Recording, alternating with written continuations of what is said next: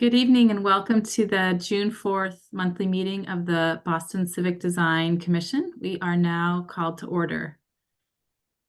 My name is Linda Eastley, co-chair of the BCDC, and it's great to see all of the commissioners here. I want to thank them for donating their expertise and their time tonight and throughout the year to helping to shape our city of Boston into a more beautiful, sustainable, and equitable city for all of its citizens.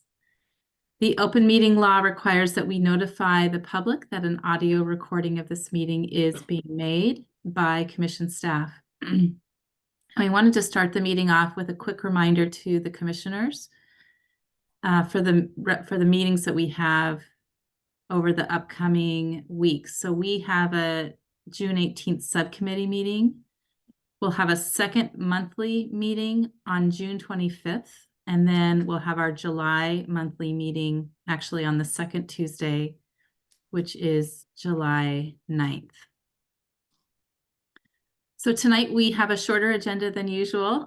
We have 4 projects, 2 that are here for votes and 2 that are new to us. So we'd like to start with a roll call. If commissioners can say present when I call your name, that would be great. Is Amy Chambers here?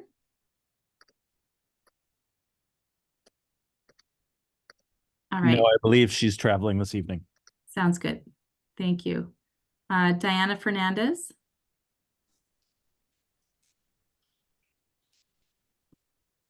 We'll move on. David Hassine. Here, present. McYoung Kim. Present. Mimi Love. Present. Anne-Marie Lubenow. Present. David Manfredi. Present. Catherine Morris. I don't think Catherine is quite here. Bill Ron. Present. Laura Solano. Kirk Sykes. Present. And myself, Linda Eastley. Our next agenda items is the minutes approval. Is there a motion to approve meeting minutes from both the May 7th monthly meeting and the May 21st Design Committee meeting? So moved. And a second? Second. All those in favor, please say aye. David Hassine? Aye. McYoung Kim? Aye. Mimi Love? Aye. Anne-Marie Lubenow? Aye. David Manfredi? Aye. Catherine with us yet? Bill Ron? Aye. Kirk Sykes? Aye. And myself, Linda Eastley. The minutes are approved. Chair Eastley, if I may interrupt, I believe Commissioner Kotoritas and ex officio member Diana Fernandez are here now as well. Terrific. Thank you so much. We will add you into the roll call, Kathy. Aye. Yes. Thank you.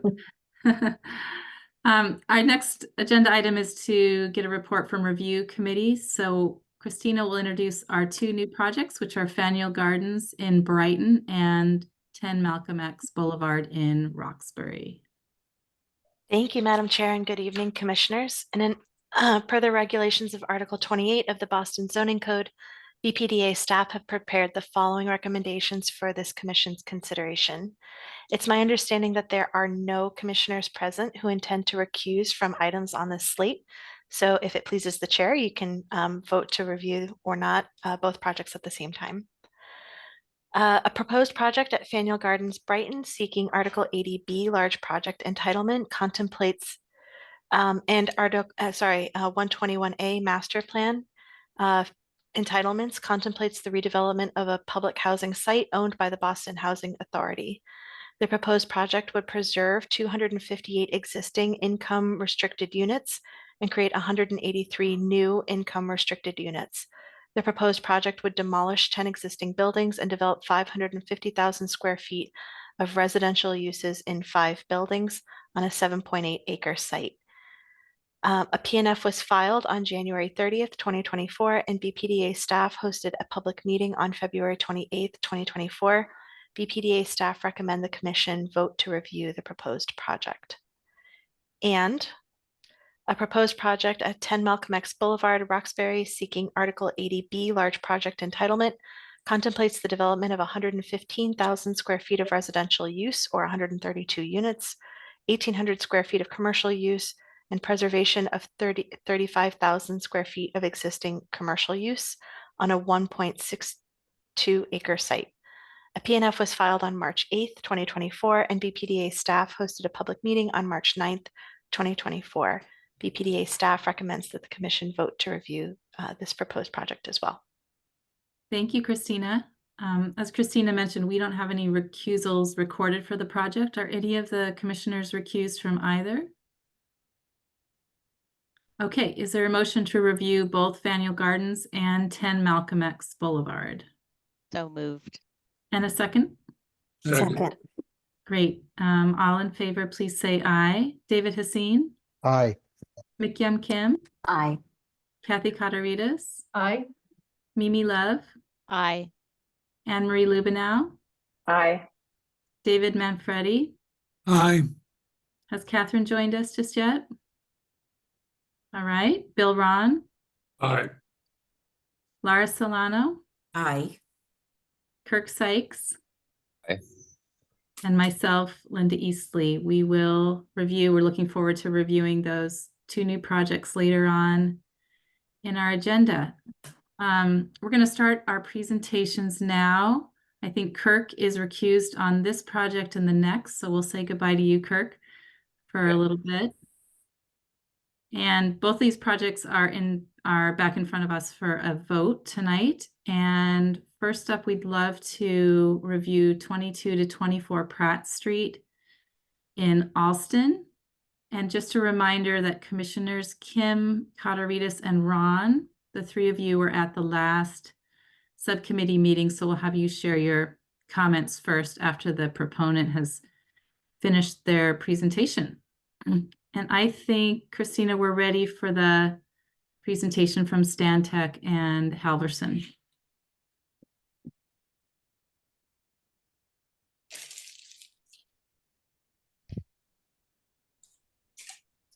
Hello, all. Are we pulling up the presentation or are you?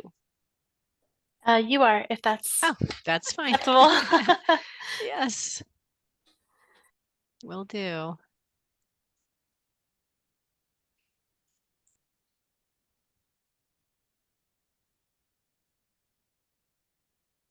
Go.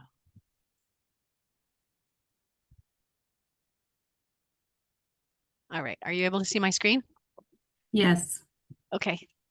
Thank you. Tamara Roy, principal at Stantec Architecture Boston. With me are BK Boley and James Gray, as well as Rob Adams and Jessica Choi at Halverson Landscape Architects, and our clients at Hines Development. Thank you very much for seeing us tonight. We have a brief slideshow. The project has really benefited from the input and feedback from all of you that were with us on the subcommittee meetings. And you can see from the two images here that a lot of the changes were really about the landscape and the cul-de-sac and some changes to the building, but not very many. But our one thing I do want to say is our client increased the affordable unit count. So that's a big thing for Mayor Wu's goals for the city. So we have a project of about 318 units and 67% open space.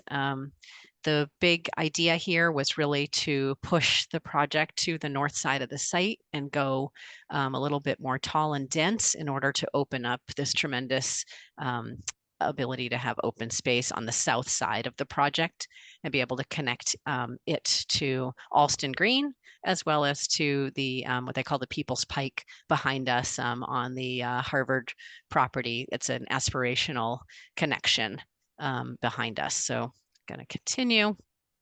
Our site is Tamara, Yes. can I interrupt for a minute? Is everyone seeing this gray rectangle? We're not seeing your full screen. Yeah, I'm You might seeing have a it too. window open There tomorrow might on actually your be screen. two. It's strange. now on the right. It was on the top. It's Now both. it's over on the right. That's very strange. I don't see it on my screen. I only see you on the box on the right. It's actually in both locations. Yes. Oh no. All right. I'm gonna Oh, stop yeah, you're sharing. right. It just a little sliver on the top. Mhm. How weird. Okay. Let's try that again.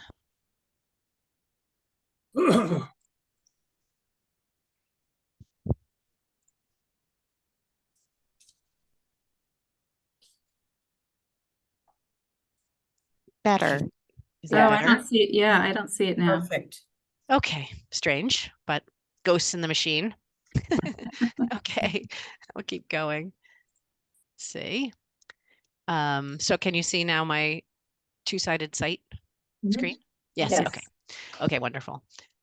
Very interesting 2-acre site that faces the tracks and a lot of infrastructure to our north, a more traditional neighborhood to our south, and then an area here you can see my hand where Alston Green is permitted and approved. And it's really pretty much an empty site with just one low industrial building.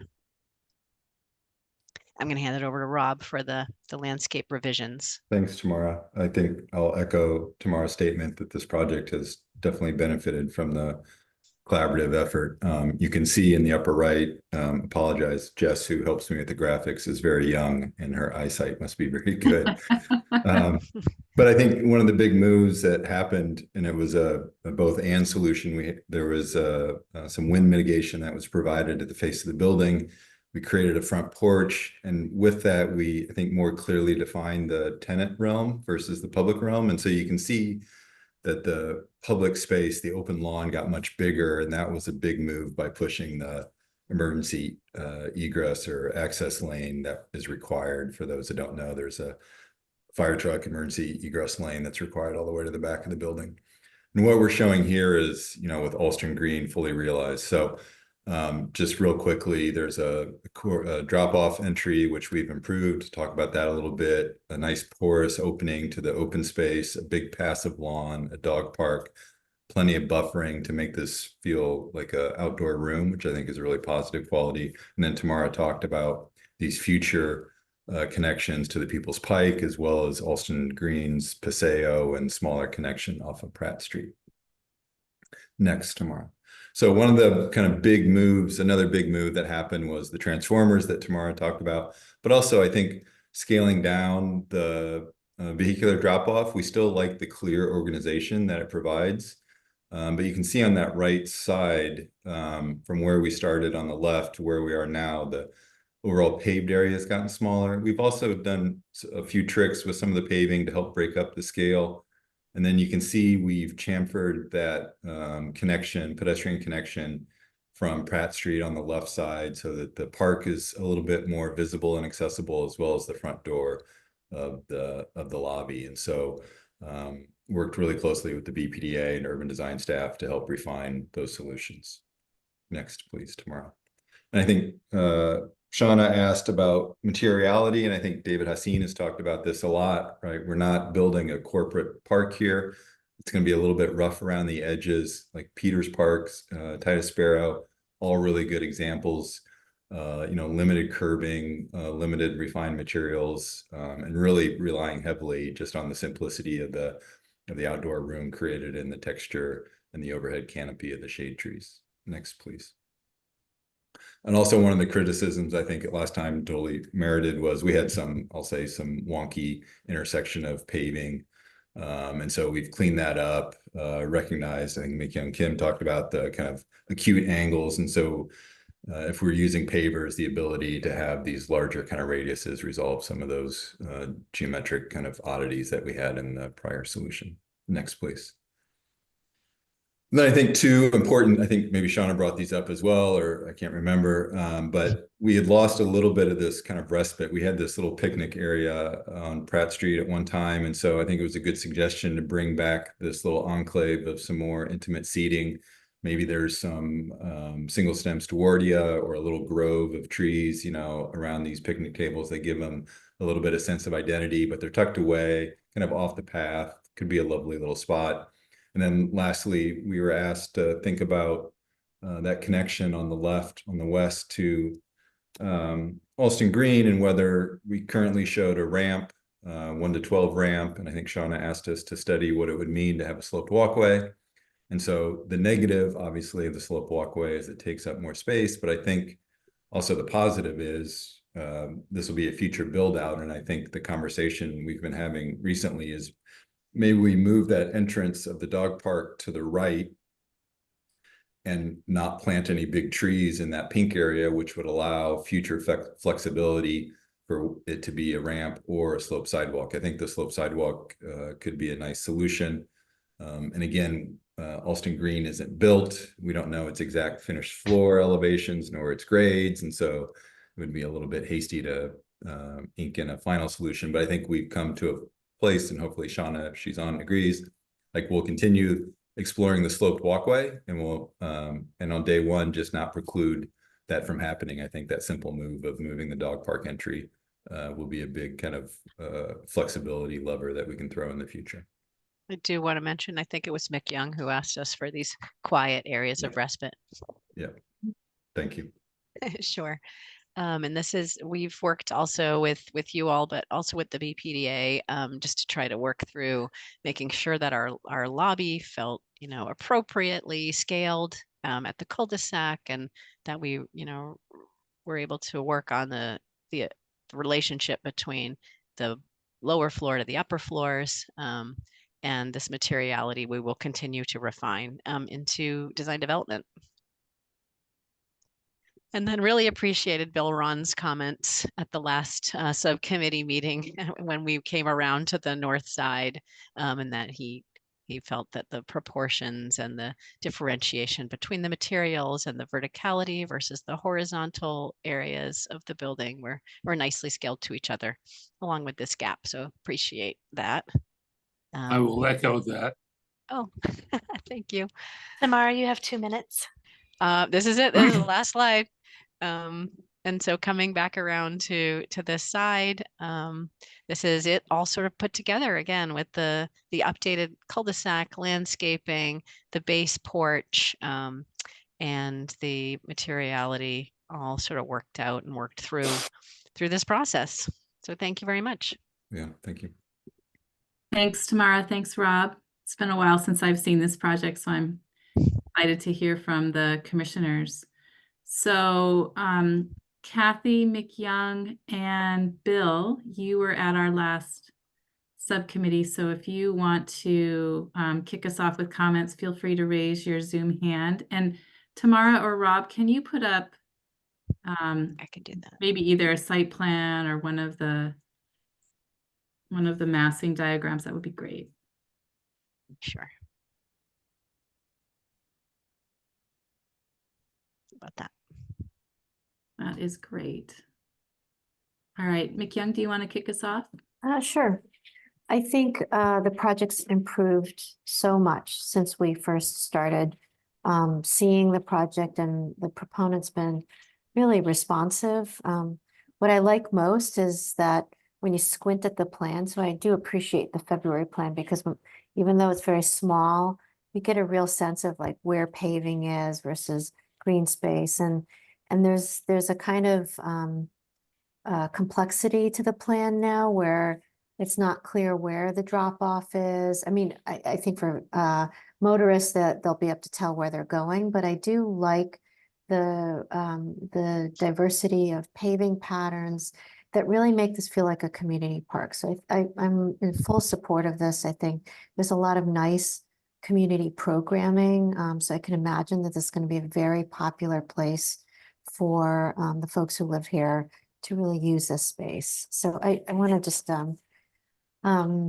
the team, because I think they've been really responsive. Even from the last time we met you guys to today, I see a lot of positive changes. So great work. Thank you. Thank you. Thanks, McYoung. Bill? Let me echo that. I think maybe all of us had seen this over time on 2 or 3 occasions, and each time it did get better. And the sense of how this fits in to this community and creates enough of a buffer space between the larger scale buildings and the lower one, all all seemed very well thought out. And so it kept getting better and better. Thank Thank you. you, Bill. Thanks. Kathy, I want to give you a chance to comment if you'd like to before opening the floor to the other commissioners. Thank you. I have nothing additional to add because I think this has really arrived at a really nice point in terms of inserting a new and much needed development into an existing landscape. I think it does it very nicely. Thank you. Thanks, Kathy. Comments from other commissioners?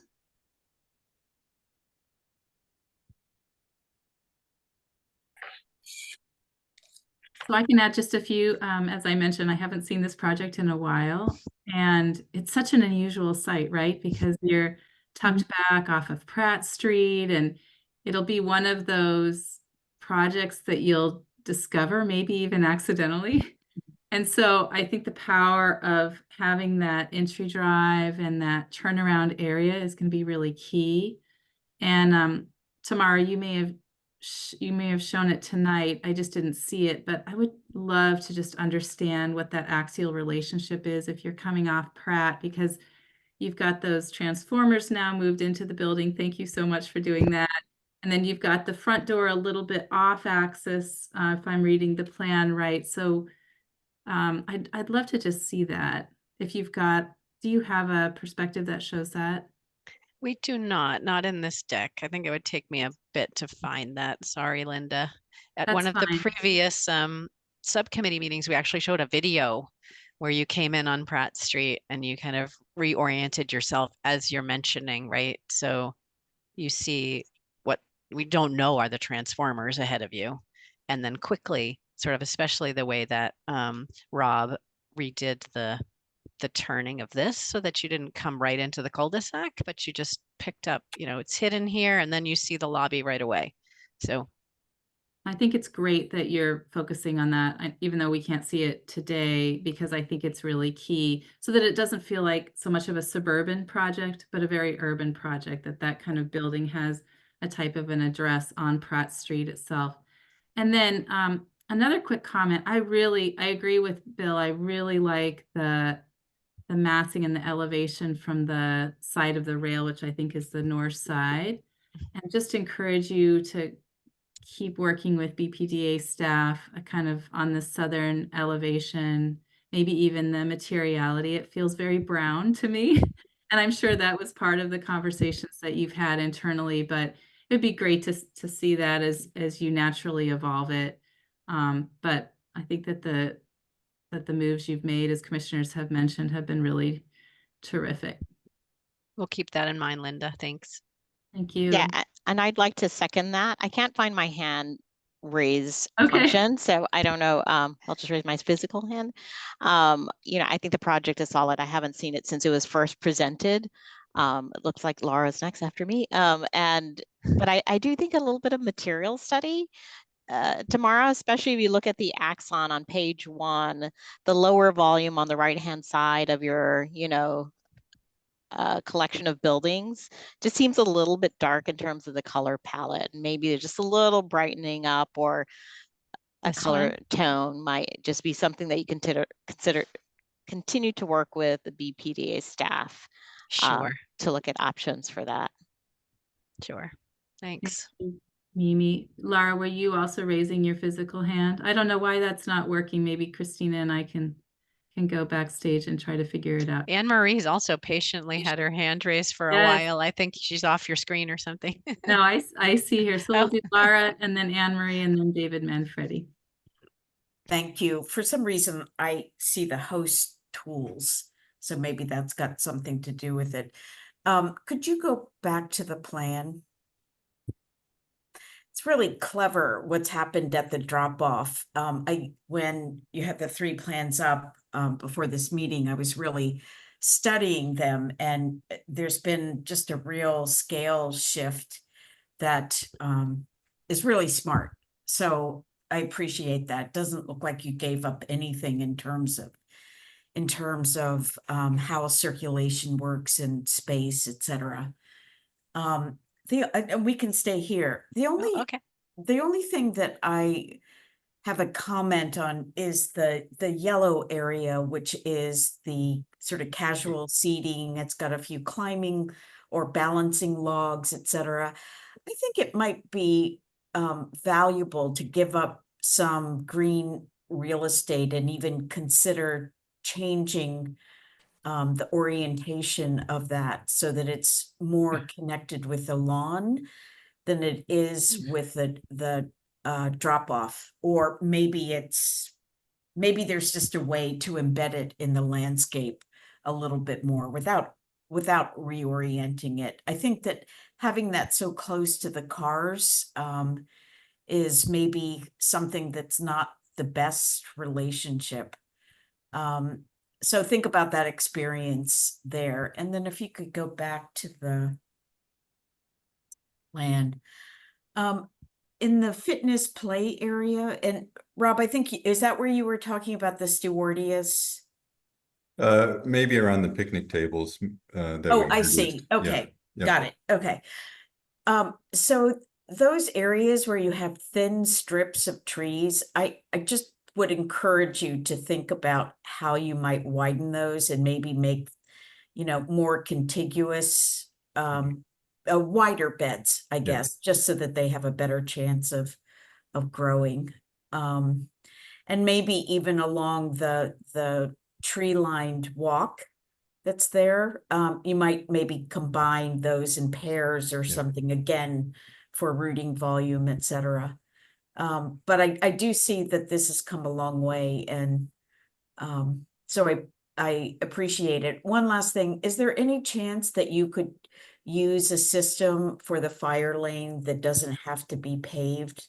I know that different fire departments have different views about that, but is it possible to make that, say, lawn or something else that could be driven over with a support system? You don't even have to answer that. It's just maybe something to think about if it's permissible. Yeah, unfortunately, the fire department in Boston was very adamant about not allowing it to be pavers that grass could go through. Yeah. I know. We had that conversation. They're very, yeah. You need to give a seminar for all fire departments. Yeah, we agree. Yeah, sorry, Laura, my internet's being wonky on me, but Tamara's right. We've done the best we can with the fences they gave us. Yep, I got it. Okay, that's it. Thank you. But thanks for the other comments as well, and we will keep it in mind as we keep refining. Thank you, Laura. Anne Marie? I just wanted to reinforce the comments from my colleagues and just commend you on the work. You took a very tricky site, a tricky infill site, and succeeded through both the landscape and the architecture in creating a sense of place. And I think also through your work with the architecture, created an assembly of structures that are both address the scale, break down the scale through the design, the choice of materials, the design of the massing itself, and the detailing to make a series of structures feel like one consistent whole, but also create some interest. So it is clear, as somebody else referred to, it's not a corporate office park. And I think that has been, a challenge that we mediate through this process. And also just want to applaud you and the team for increasing the amount of affordable housing. We all know that that's very important here in Boston. So thank you for your work on this. Thank you. Thank you. Thanks, Anne Marie. David? Very quickly, I will echo what my colleagues have been saying. This is an unusual site in its adjacencies and sort of lack of frontage and visibility, and yet you've created visibility or a sense of arrival that I think will actually be a little bit of a surprise on your first visit, which is really very nice.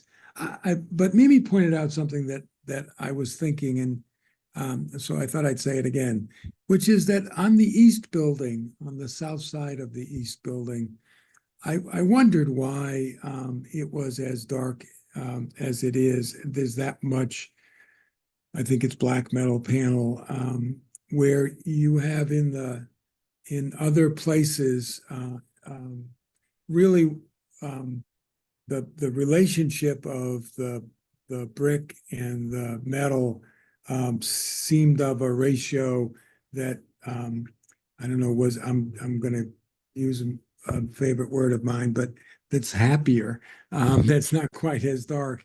And I love the little bay windows all the way to the east, and just wonder if you might look at whether some of that color comes through the base of the building. I'm not trying to make east look like west, but I am trying to make things look a little brighter in that part of the site. But it's really well done and a very nice project. Thank you. We'll definitely keep that in mind. I think you're right. Thanks, David.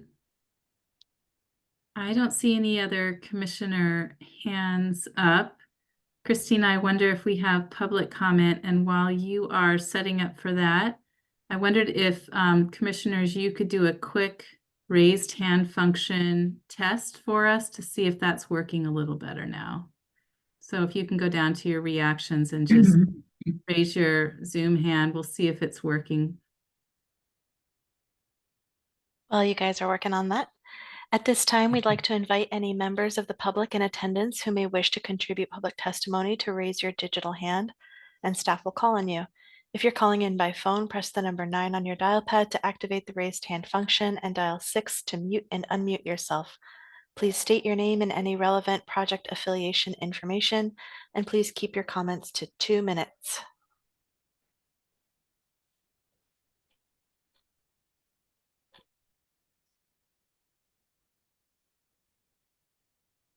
Commissioners, at this time, I am not seeing anybody's hand raised other than our own commissioners.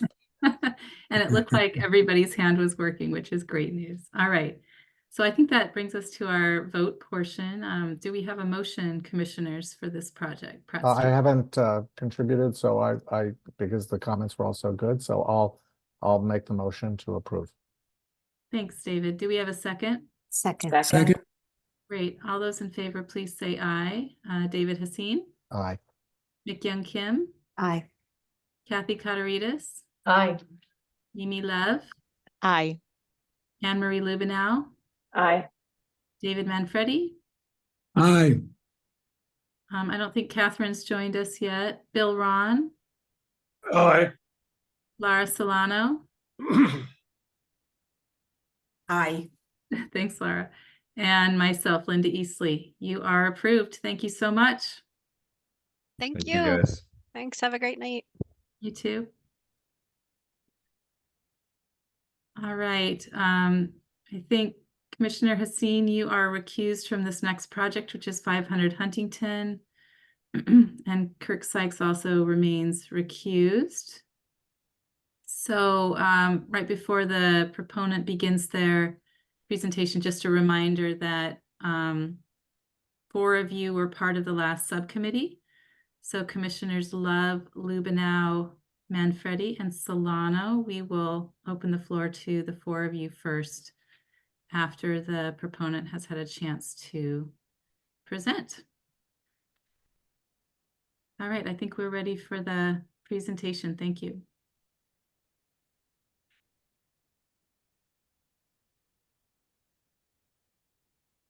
Is the proponent team ready to present? Yeah, can you hear me? Yes, we can now. Thank you. Great. So my name is Donald Johnson, and I'm here representing Huntington Development Group, which is developing the 500 Huntington site at the old Sweeney Field at Wentworth.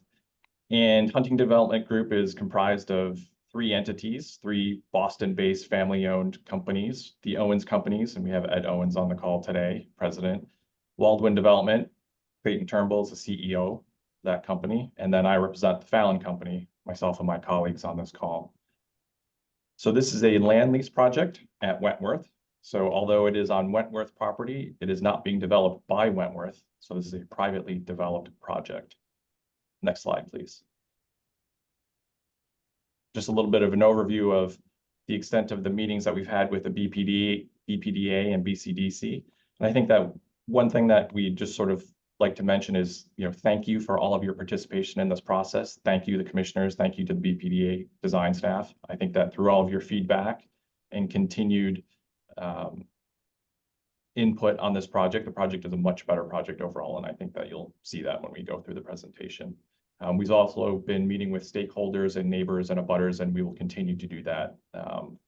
Abutters such as Northeastern, the MFA, the Annunciation Orthodox Cathedral, across the intersection and beyond. Next slide, please. So just kind of a little bit of a summary of some of the constraints that we were working with on this site. And I think that these constraints are really kind of critical in terms of how this overall project was shaped and how it was really locked into the site and how it was informed by a lot of the context from the neighborhood. So kind of starting in the upper left corner, starting number one, we wanted to maintain, and this is a little bit has to do also with the Wentworth IMP, but this the view corridor from the Greek Orthodox Cathedral to Huntington Avenue. I think that was a prime thing that we wanted to be able to maintain. Number two, moving on to having at least 57,600 square feet of publicly accessible open space. So that was something that was granted in the previous PDA for this project, and we really wanted to uphold that. And in fact, we've actually been able to increase it. And then 3 and 4, taking into account the MFA shadow setback and setbacks from the existing structures on the site. Moving down to number 5, no trucks are going to be backing into this site from Parker Street. So all of the maneuvering for loading and unloading and service is going to be happening in the east building for both the east and west buildings. So there's an underground connection for that. Number 6, the neighborhood connection through the site between the buildings to connect MFA, Huntington Avenue, the Green Line to Northeastern, West Village Commons, to Ruggles Stations and beyond.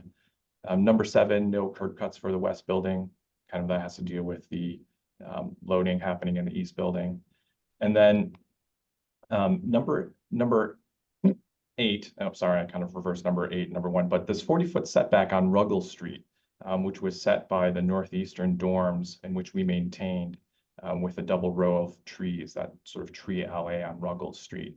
And then lastly is sort of this number 9, the Wentworth axis. So maintaining that connection between the main campus and Wentworth Hall to this site. Okay, next slide, please. And I'll hand it over to Peter.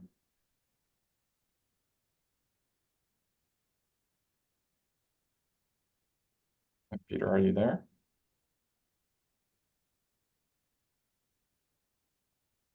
Donald, I'm not able to hear Peter's voice.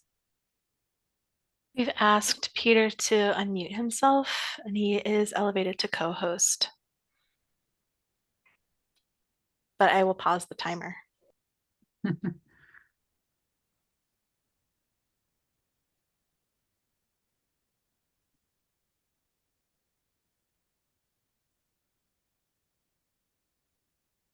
I think Peter might be having some technical difficulty, so while he's sorting that out, I'll just continue to present.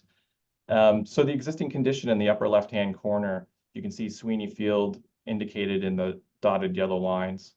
So the MFA across the street, Northeastern and Wentworth. So it's a kind of a triangular site that really is at the nexus of all of these different institutions within Mission Hill and the LMA. And moving on to the bulk area, so overall, there's about a 640,000 square foot volume sited on this site. And we sort of started with that volume and then started to shape it and move it so that it starts to react to some of those external forces that we talked about in the previous slide. And then part of that was to divide it into 2 separate buildings to kind of break down that bulk and mass and put a separation between them to allow for that connection, that neighborhood connection onto the West Village Commons, while also maintaining that 40-foot setback on Ruggles Street. And then manipulating the scale kind of down in the lower corner and starting to adjust the height of the building for the Huntington Avenue street wall and starting to react to that. I think Peter is asking to be unmuted again. and then introducing some movement within the massing to further break down those large blocks. And then in the lower right corner to kind of introduce a kind of pedestrian scale at the retail at the first floor. Okay, next slide. And then there's just kind of this sequence of slides just kind of quickly shows how the building is kind of broken down into a different series of datums as you move up through the building, with these sort of external site forces kind of shaping that and pushing and pulling the massing as you go up through the building.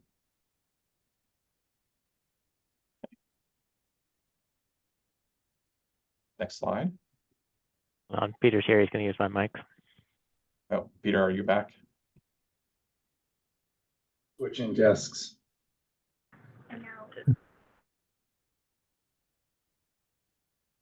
Sorry about that. Can you hear me? Yes. Yes. I'm sorry, they couldn't unmute me. Anyway, where are we? We are in 500.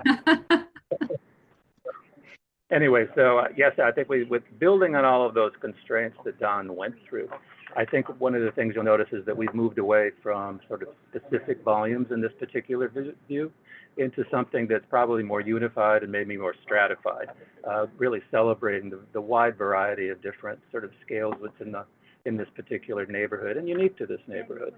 So as you move up through the building, then it's really a building that I think is very dynamic, that's really all about creating space, that new park at the corner of Huntington and Ruggles, which will be a huge and wonderful new sort of public event, I think, for this neighborhood, and also all the connection between the various landmarks of the building.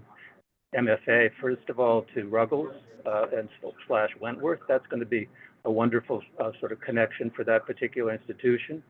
I think in the Northeastern Commons, where the Village Commons, also that important connection through there that Christian will sort of reiterate later and tell you how that's going to work. I think it's really at the pedestrian level that we've really been able to make a lot of strides, and thank you. One of the things that I think is important to note, before we were on kind of an 11-foot curtain wall module, now we've gone to a 5-6 sort of planning module, which I think accounts for more of the delicacy of the building. It also allowed us to make a lot more sort of stratifications. The other thing I'll point out is that we before had green with a kind of a copper inset that really, I think, was well received. But taking that and building on it, we've actually started taking the column covers themselves and started to incorporate both that copper color to the right on the above the retail immediately, and then the green. So the column cover itself is half of what it was. It's still the same amount of solid void. And then here you can start to see how it really nestles into the neighborhood relative to, it's very much a building that is framing both the connection to the institutions, the connection, and also a building that's really framing the park. Christian. Yeah, thanks, Peter. So regarding the site and the public realm, through the process to date, I think it's really rooted in its context through many connections to the surrounding institutions. And all these connections, I think, really help shape part of the buildings and the rest of the project. And so starting with the main connection to Wentworth, you can see, they're in the process of their IMP, so as our project's still in the process too. So we're working together and making that connection very strong as it connects through the site and over to Huntington and the MFA. And working with the BPDA, we've coined this connection more of a pedestrian street that really brings people across. And to the north of that is the public amenity, which is the park, and really worked on crafting the edges, many different places to sit, eat, be in the shade, perform, and so forth. And then we've got the shared amenity, which is at the base of the buildings, the west building, the east building, which is predominantly outdoor dining, the building entries, and the plaza, which features it's a welcome mat with a plaza that features significant public art and water feature, as well as the passageway. And the passageway is our main north-south connector. So as you wind through Northeastern, you connect through this passageway. It has many different thresholds and experiences as you enter it, things to do along the way, up through the plaza and to Huntington. The other major piece is the Ruggles LA, the extension. So that currently exists and has plans to be improved along Northeastern. As we move up north, it will continue along the west building along Ruggles up to the corner of Huntington there. So that includes a bike path, a major pedestrian way. All the trees create many different kind of opportunities for seating and dining. We've also relocated a much improved bus stop at the corner of Parker and Ruggles as well. And then I think finally is the Parker Street. With the inclusion of the turn lane on Parker Street and the adjustment to the west building, it's created a much more gracious streetscape you can see there, and a nice connection between the alley and the passageway. So I think it's a summary of the site plan. You have less than a minute left. We'll go. Sorry. Ground floor, primarily, it's all the pedestrian areas have vision into either retail, lobby, and obviously the tenant areas will have transparent glasses. So I think from the outside, and particularly the major streets, it's going to have a very transparent and pedestrian feel to that level. The materials, again, remaining with the green, but adding the copper. And I think one of the things that you can see in the middle slide is that the column covers themselves are asymmetrical. So we are able to reverse them based on the striation. So as you move up the building, the copper will be on the right, and then it's on the left, and it's on the right. So it really does have that sort of dynamic quality. Here again at night, and you can see how at the skyline, it's quiet at the top, but I think at the pedestrian levels, there's a real potential focus for the surrounding neighborhood. Here again, you can start to see how the layering of it works is from top to bottom in terms of the coloration. And now let's just walk through some of the pedestrian sort of framing. The retail here, as you can see on the corner of Ruggles and the plaza. Here we are on Huntington. So that same insert gives you two scales to that particular level. There's the kind of transparent level that's going to be retail, and above that then would be the office space itself, but the framing is carried through. The copper soffit, we call that Elizabeth soffit, because it's really something that it's a kind of a hammered metal that she asked for anything but wood. So that's where we are, and we love it. And then as you move through to Parker Street, this is probably one of our greatest accomplishments together. So thank you, is that on Parker Street, we were able to push the whole West Tower northward 11 feet. That allowed us for a row of trees and a much more gracious pedestrian experience. But for me, I think also with the comments to the right portal, now you can start to see the portal that goes through the pair of buildings to the left. And then the storefront itself, we've moved away from sort of potentially having a major, more solid storefront that's framing each 10, 11-foot module. Now we're opting for something that's more open, transparent, but then inserting these portals that'll have signage included. And then again, here, Ruggles, you can start to see Wentworth to your right and looking towards the synagogue in the upper right. But here, the coloration starts to really move. So again, here you can start to see the layering, much more intimate, much more reflective of the neighborhood. And we wanted to just include this. So thank you again. Where we started on the left, which is what I think we call more of an assemblage of parts.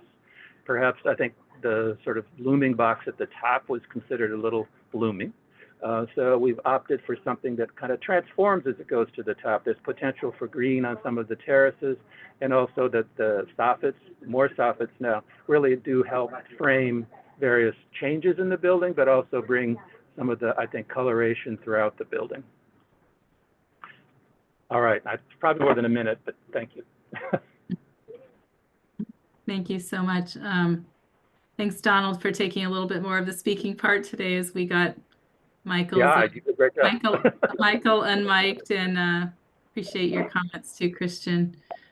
So just in terms of context, I think that when we first saw this project, we saw it back to back with Wentworth's IMP, which was probably last summer. And then we continued with this project, and then Wentworth took a little bit of a hiatus. We just saw them again, kind of as their restart. So it's nice to be able to have this context now and understand the open space framework in order to understand that IMP and vice versa. So glad to have you all back. We've got lots of good Zoom hands up, so I'm so glad that feature is working again. And in addition to the commissioners who were at the last subcommittee, Anne Marie, I'd also welcome any of your comments. I know that you had some concerns in the subcommittee before that about really the power of place in this project. So would welcome you to talk more about that if you'd like. Mimi, we'll start with you. Thanks for the presentation. I think it was a very succinct presentation. Peter, even if you had some issues getting on, I think it told the whole story. This is a project that I've happened to sit in 2 subcommittees and was around for the monthly presentation. And so I feel we've had really interesting discussions all along. And I'm feeling that this project has really evolved, and I have become more familiar with the area. And I'll just talk about a couple of things that really resonate with me. When we first talked about the materiality in this green tone, it seemed a little bit foreign, but I've really gotten to look around the neighborhood, from looking at the Wentworth buildings across the street on Huntington to the roofs on Wentworth's campus to this roof of the synagogue. This is really starting to be, in my opinion, of its place, and really take on, the materiality, even talking a bit to the tower down the street. It's called the Tree House. The stacking, I think, has evolved to be much more dynamic and interesting.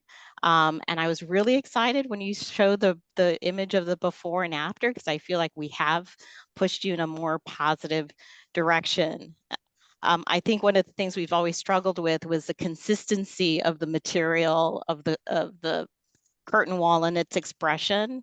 But I'm not speaking for the commission, and convinced that continuity of the material makes a lot of sense with your stacking diagram. And if we started to play with different language, it might just be a bit too much. I think where we wrestled the most was in that connection, which was number 6 on the site plan, the through connection, to make sure that we were having that neighborhood connection connect through Northeastern. And I think we have gotten to a place where I think, we're more comfortable. And I guess I just want to thank you for the evolution, being partners with us, and the really interesting conversations to make us think a little bit deeper about this site. Thank you, Mimi. David? Thanks, Linda. There were 2 exhibits tonight that I thought were really impactful for me. One, might have been the very first that listed the 9. You call that wasn't that one? No. We all know that. We all know that kind of schedule all too well. I think you call these. I've got something in the way. I'll move it. Maybe I can't move it. The constraints, but they're really the 9 principles that kind of lock this building into its context. And this is a really nice diagram. And you worry a lot about buildings of this size and scale in a neighborhood of really important, as you said, Val, of important cultural neighbors of all kinds. 4 or 5 at least.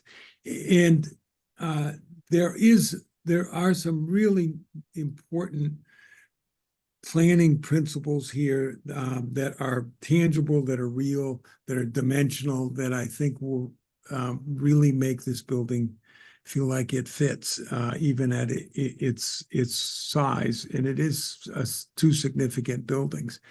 The second one, and Mimi mentioned it, was the side-by-side at the very end, or near the end, because I think it pointed out a couple of things. One is that while the changes may not be enormous that evolved over from March of 23 to June of 24, they all contributed to making a better sense of scale, even again with significant mass and two very significant buildings.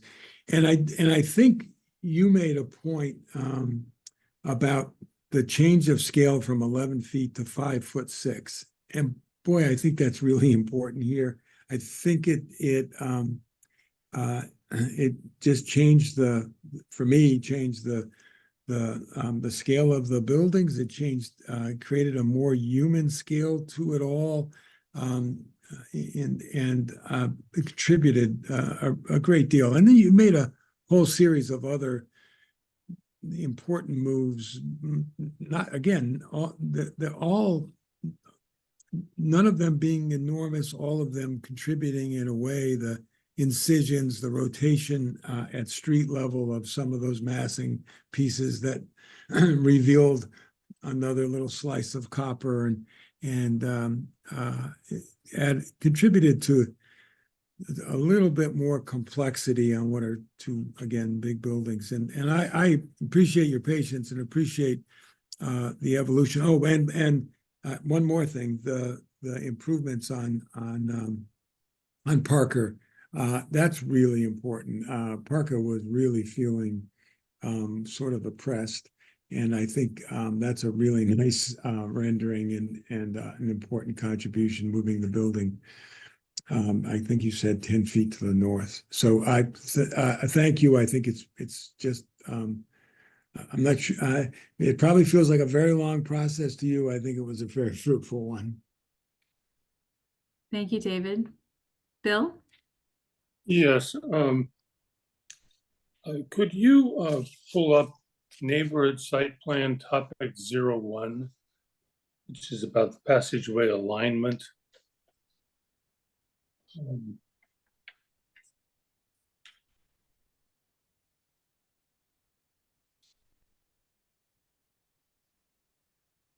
Now, the one I'm looking for, here you go. That's exactly the one I'm looking for. So this is a very nice diagram that shows from Ruggles, you go through Northeastern, and then even farther through the Northeastern West Campus, and come out through between your two buildings, and then out to Museum Road, all the way towards the Isabella Stewart Gardner Museum. And I've been in two of these meetings, not the most recent one, I gather, where I and David and others really were pressing you quite hard on this middle passageway between the buildings. And you've mentioned it many times tonight. And I'm troubled because, in fact, this passageway was defined, 20 years ago, 18 years ago.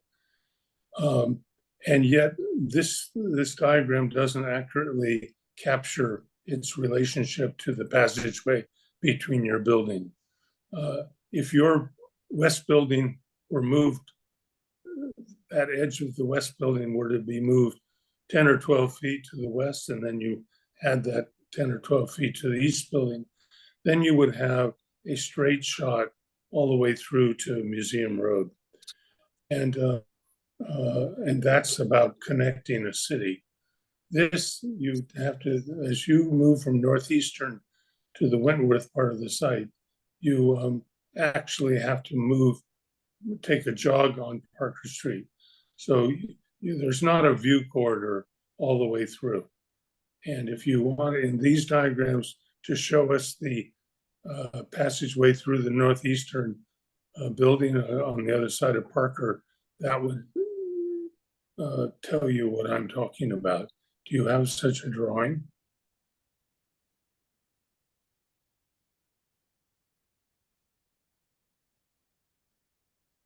Sure. So I don't know if Peter, you're muted. Ethan, we muted you because we were picking up some echo. I'm not sure if you're able to unmute yourself. Hello. Yep, we can hear you. Yeah, we've obviously been looking at this And two things, Bill. You know, the buildings themselves are about equal in square footage, and that's important just to the flexibility and the commercial relevance of these buildings, because once you take that 10 feet out of there, you're really reducing the floor plate of the Western Tower a lot. But let's go, what I think is even more powerful than that really is the one diagram that just shows the connection. And, you know, the axial connection to this, in my opinion, is such that the building itself is always in movement. And as you walk through the passage, particularly the way Christian has done that passage, there's curves and there's sort of oblique angles, and you're really able to not take it as a kind of a rigid axial connection, but you're really able to take it as more of a moving path. Certainly the portal to the commons is really important, but it's when you see the neighborhood connection there and you're moving through the path, it really, I think in a more dynamic way, really focuses you on that entry into there. And I think here also the height of one of the setbacks matches the passage, and is that sort of whole sort of series of curves that really define both movement as well as the perimeter of the building. For me, at least, this is more dynamic and a more modest sort of touch relative to how all the buildings make connections. And I think that modesty is actually appropriate because it's more experiential, which this is, rather than sort of hardcore rigid. Well, I don't know if you were at the meeting that I was at, and you can tell me if it was in January. I mean, it was obviously before the March meeting. We had a long discussion about the BRA and their emphasis. They really forced Northeastern to create an alignment from Ruggles Street all the way to the archway we see in this drawing, the second from the left, as a connection then to Museum Road across Huntington Avenue.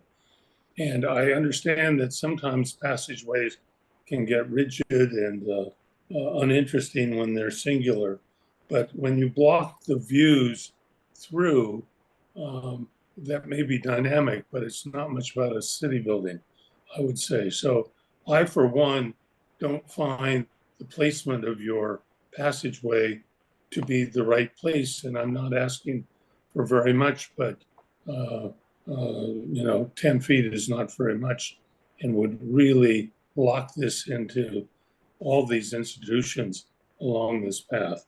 So we had a long discussion about this at one of the subcommittee meetings, and I can see the essence of that discussion has been lost. And so I'm exceedingly disappointed that you couldn't figure a way to make this work. So there's a building that's being built directly in front. I'll tell you how. God, I think we're losing you a little bit.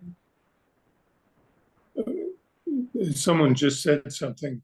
I think Sorry, that was, I don't believe Scott was meaning to speak. He just joined the meeting. Apologies. Okay.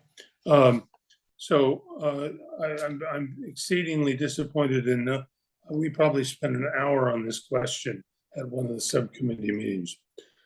Bill, I'm just going to chime in, and I will say there was a whole meeting where we did a walkthrough of a video and we walked through this connection. I'm just remiss that you weren't at that meeting, because I think that's where we did have that conversation, and we asked him about the height of the soffit versus the height of that arch opening in the building you see in the second image beyond. So we definitely had a robust follow-up conversation, just for you to know, for context. Not that I'm trying to change your opinion, but we did do a whole video sequence walkthrough. Well, sometime I'd enjoy seeing it, because to me, it feels like it's missing. The second question is, early in your presentation, there are a couple, quite well done renderings looking at the front of your building as it faces Huntington Avenue, and kind of it's one that's not looking kind of at an angle. It's looking straight on, and it shows the entire building, entire two buildings, including its height. So it's kind of from that angle, or maybe from slightly to the right. I think the Ruggles. Well, let's this will do for the moment. So my question is: this a science a building, or is this an office building? This is a life science building. Life science, okay. And so the life science buildings on the Wentworth campus makes abundant sense as a connection. But can you go back to that image just a second ago? Nope, the one immediately before the one that one. When I look at those buildings, I was quite strongly in favor of this project because of some of the other urban design moves you've made.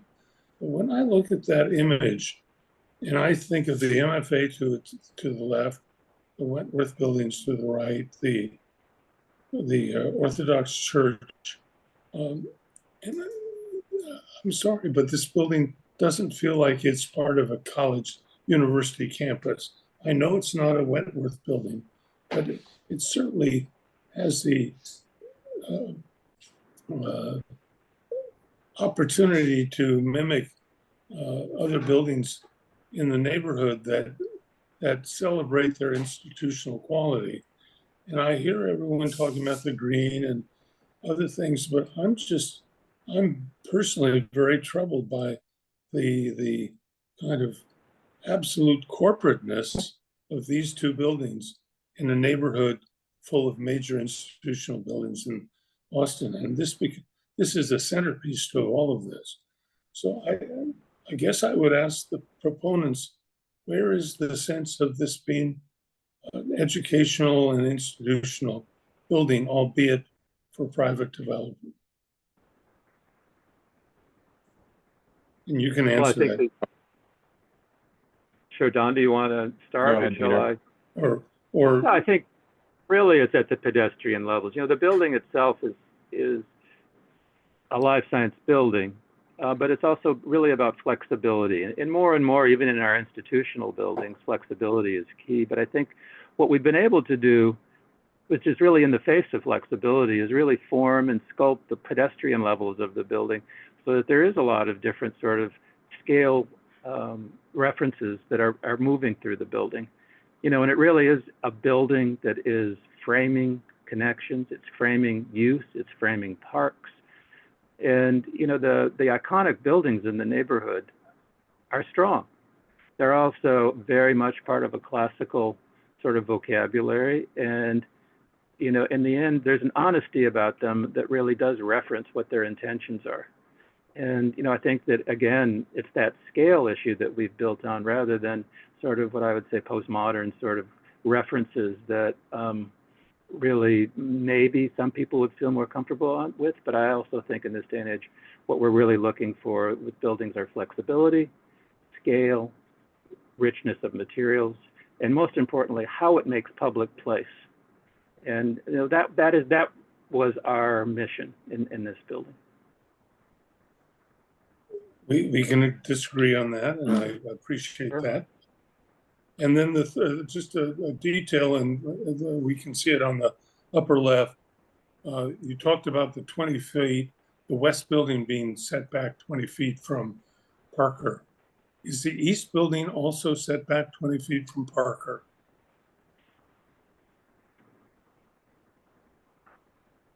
Set back 10 feet. It's 10 feet and 11 feet, or 21 feet. So the west building set back 21 feet, and the east building set back, say 10 or 11 feet?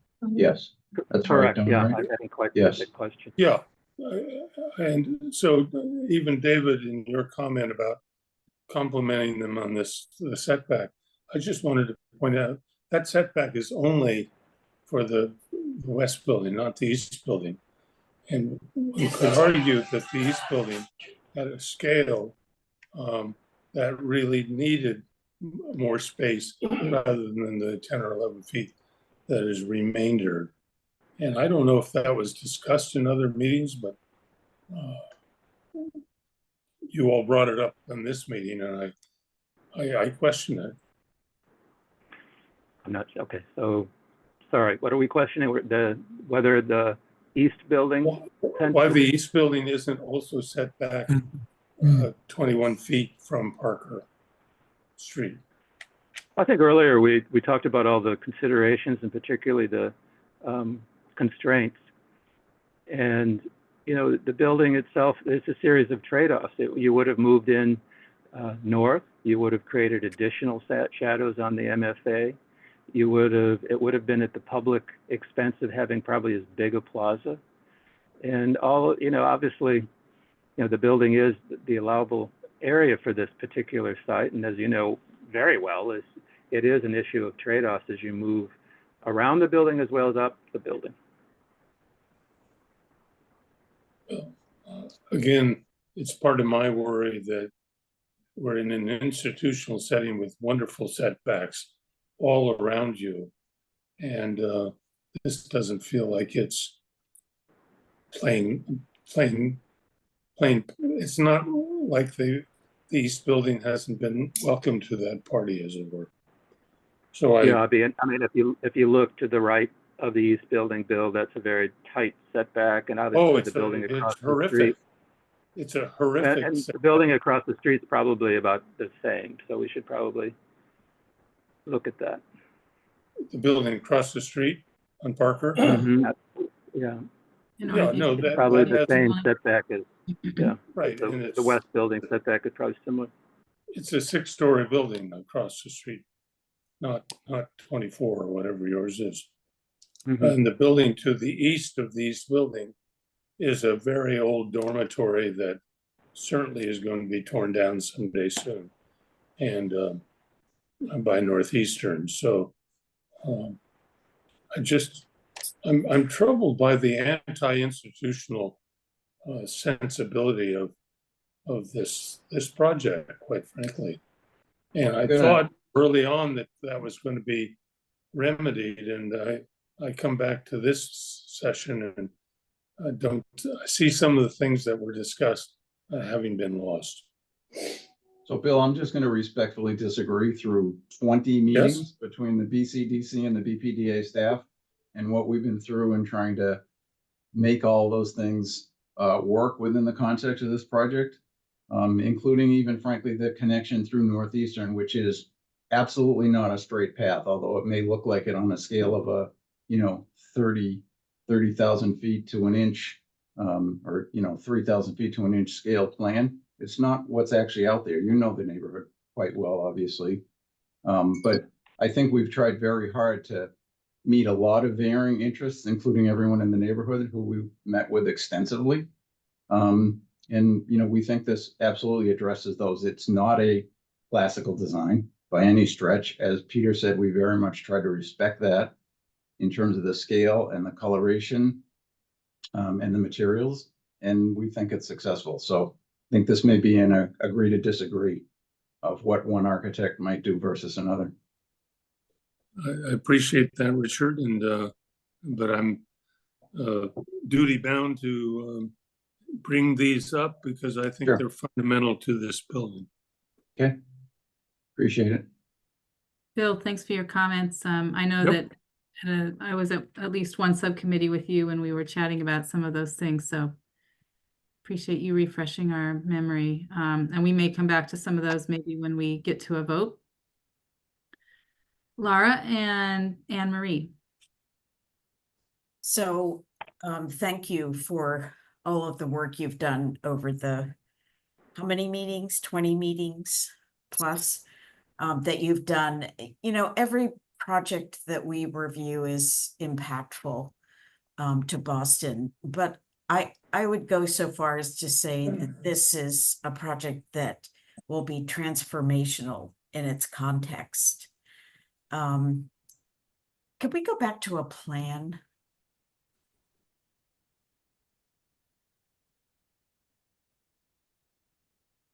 And certainly, I think that this starts to give another piece of the puzzle on Huntington Avenue in terms of dignifying that entire corridor that is so important in Boston. It's one of the, I think, critical corridors that maybe some people don't even appreciate enough about how critical it is to the city's overall urban plan.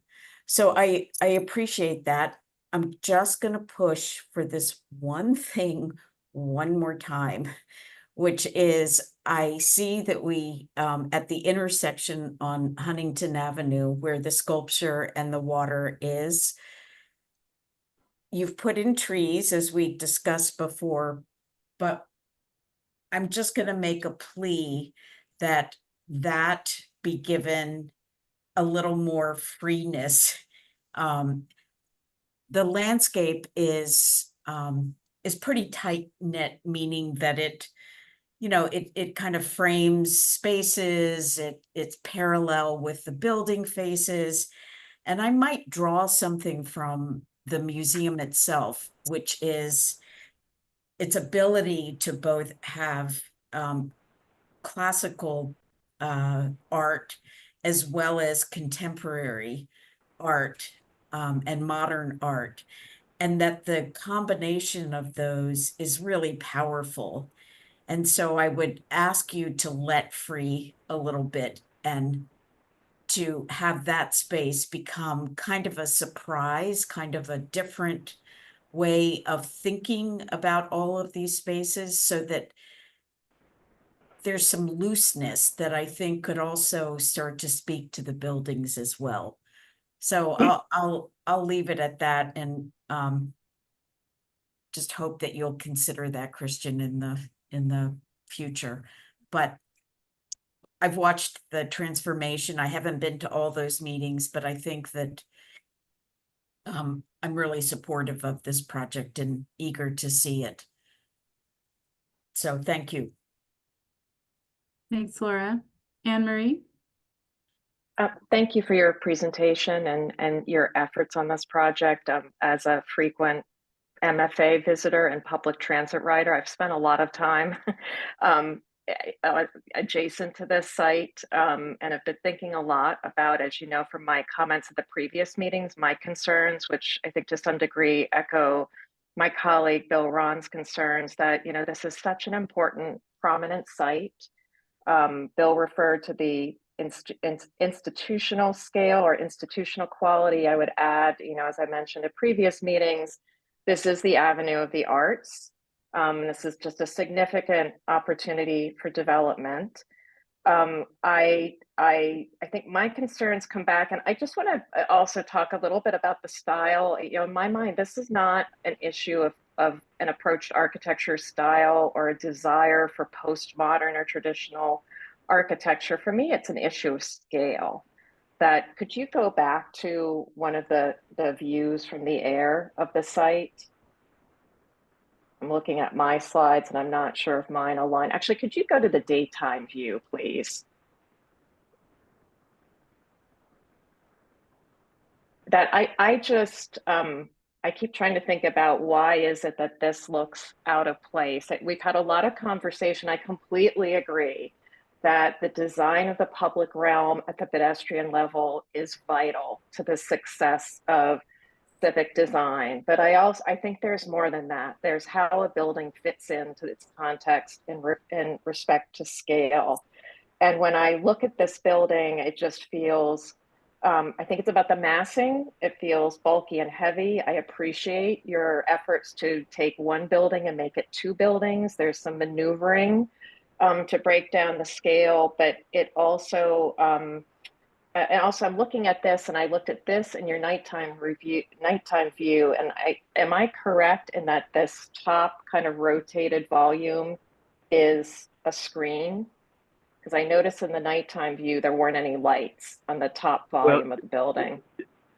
Two things. It's partially a screen and partially there are glass behind, in front of the mechanical units or the mechanical floor that's window wall, or it's glazing. So is it habitable space? Is it habitable space? No, life science buildings need an enormous amount of mechanical. But I do want to add one thing to your comment, is that we have reduced the height from what's allowable by 24 feet. So as you may know, I mean, it might appear big, but it could have been a lot taller, according to the zoning.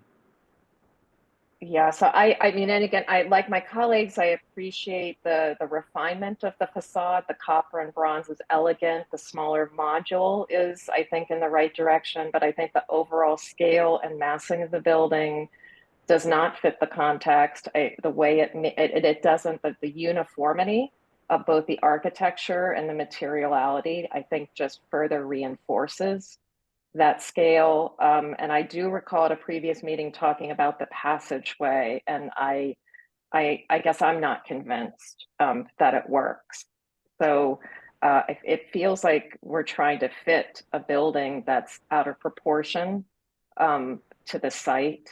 And I realize I'm a bit of an outlier, but I just have trouble understanding. I feel like this is out of place, and it is not about the design, whether it's a contemporary building or not. I think it has to do with the design and respect to, as I mentioned before, massing and scale and the treatment of the facade. So thank you. Thank you, Anne Marie. Seth? Thank you, Commissioner Eastley. This is Seth Reisman of the BPDA. And thank you, Bill and others, for providing some good context on the history of this site and the important linkages and connections through it. I wanted to provide some additional context that the proponent didn't really speak to tonight, but has been, I know, part of earlier conversations, in that there was a previously approved project and PDA on this site that sort of formed the basis for the early conversations, which was really about one larger building at the back of the site, a smaller pavilion sort of reaching forward into the site. That's when Wentworth space was going to be included directly in this. And obviously that project didn't move forward. And when we engaged with the proponent on this one, it, first and foremost became about what are the connections and open spaces that, we wanted to see here. And that turned what had been, a solid on the intersection of Ruggles and Huntington to, this open space park that tried to respect the key axes through here. And this very much relates to the Avenue of the Arts master plan, calling for these sort of courtyard spaces, that are associated with institutions and other major buildings. And so that was the signature move that really helped, we think, create this dynamic open space, which we're very happy with the evolution of that and its, sort of primary linkage along Ruggles Street to continue that alley. And also what had been, essentially a under building ground floor or two level connector in the previous scheme to, really separating of the buildings. And granted, the massing has changed. And I think we've, had very good, robust conversations about the character of that connection. But it is certainly at a much grander, scale than had originally been envisioned here. And so we think that those are all positive moves that have helped anchor this building into the site and the pedestrian desire lines through it. And I think we have also, worked with the team, these sort of massing skews, while subtle, I think all were meant to try to relate to that different scale of building surrounding it, as well as create different, moments of, and, aperture, wider apertures, narrower apertures to adjust the scale. So these are all things that have certainly been in discussion with the proponent, certainly coming from BCDC, and things that we can continue working with the proponent on. The change of scale with the articulation, I think, has also helped, as some folks have mentioned. And again, we can continue, I think, to work with and evolve the final articulation or final resolution of this articulation. And I think they did mention there was a series of diagrams, Peter, maybe you could go back to that showed the slight sort of movement of or change of articulation of the building between the different striations of the massing. And I'm wondering, maybe you can talk a little bit more to that here. Sure. I think, again, movement is one of the things that we constantly refer to in terms of the building. And I think you said it well, has a different view, has a different sort of feeling depending what viewpoint and how you're looking at it in the oblique. So you will see at times the building will appear brown, and sometimes it'll be green. So it really, I think, as opposed to other buildings that really have rely much more of a frontal condition for its sort of general aesthetic, this building will always sort of work with the pedestrian as it moves around. And I think, again, it's a building in motion that is really obviously a bigger building than some of the context. In other parts of the context, it's the same height and it's lower than it could have been. This particular slide I like because it really will show you how the brown trim on the column cover or the major mullion will change from left to right and kind of really reinforce that coloration as you move around the building in different scales.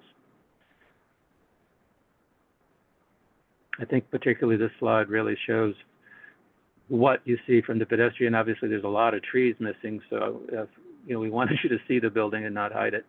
But particularly in the lower left, there's a whole lot of trees missing in that one that will also offer a whole different way of feeling about the building. Thank you. Yeah. I commissioners, we're about 40 minutes behind our schedule. I think we've had some really important conversations about this project. I know Anne Marie and Bill have a second set of comments right before both of you speak. I'd love to encourage the commissioners to be thinking about what a motion might be. We can hear these two comments and then see if there's public comment, and then come back and see if we can't create a motion that begins to pick up some of these massing and alignment concerns as well. Anne Marie? Just two more comments. One is, one of the things I really appreciate about this area is the texture, and we've talked quite a bit about the civicness. This building, despite the beauty of some of the concept of the facade, feels very corporate to me. And I feel like that is, at odds with the idea of the civic vision. And I also appreciate Bill Ron's comment about, and again, if I look at the daytime aerial shot, looking at how this site in respect to the campus of the MFA, and recognizing that there are other buildings adjacent to it sites that may be redeveloped over time. And I guess thirdly, the idea that how might the building adapt over time? And, coming back to the biotech or the life science structure, will this structure lend itself, as a civic building? What is the responsibility to the civic realm? And I do think the scale is such that as a pedestrian, many of the qualities that have been described by the proponents may not necessarily be legible to a pedestrian on the street. So, thank you. Thanks, Anne Anne Marie, with Civic, could you just explain that a little bit more, please? This is Clayton Turnbull with the proponents. I'm sorry, I didn't quite catch that. Could you repeat that question? Yeah, when you say civic, can you just explain? Can you just elaborate a little bit more around it? Not having maybe a civic. Civic for the public.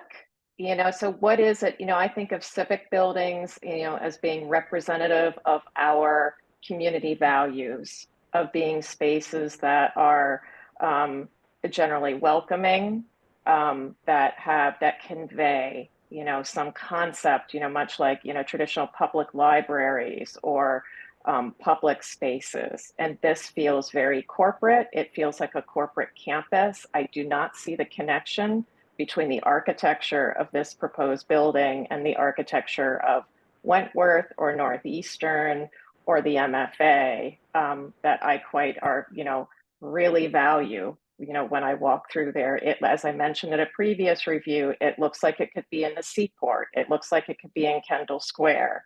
And this is, again, the Avenue of the Arts. So that's where I see. So again, it is not whether it is contemporary or traditional, but it is, the design, urban design has to do with massing, it has to do with materials, it has to do with apertures and proportion and detailing.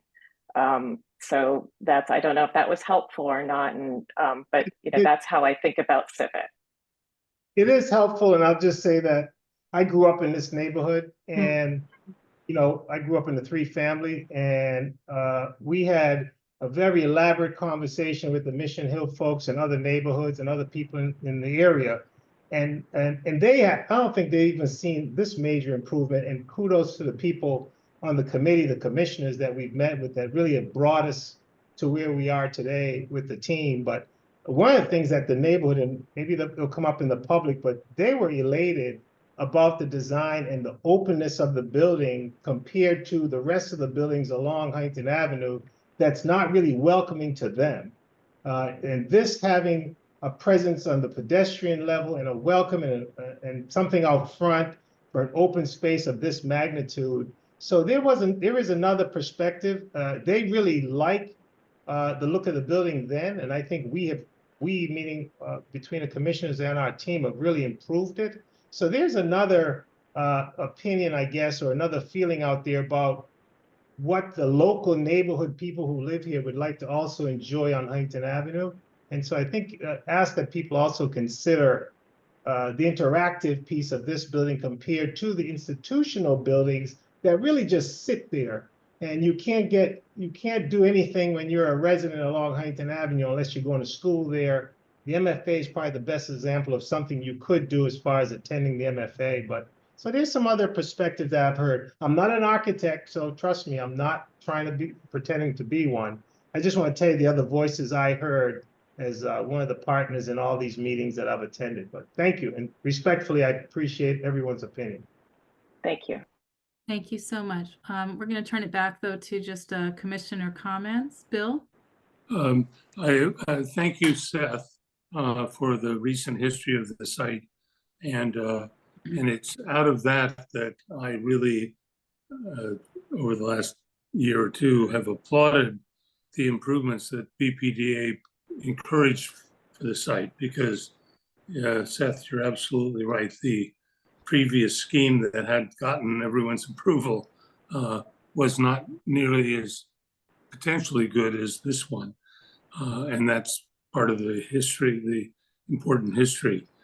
I have great respect for the architectural firm that is leading the charge on this project. And I had hoped that with such a strong firm that the institutional or educational qualities that Anne-Marie and I are talking about might have been elevated.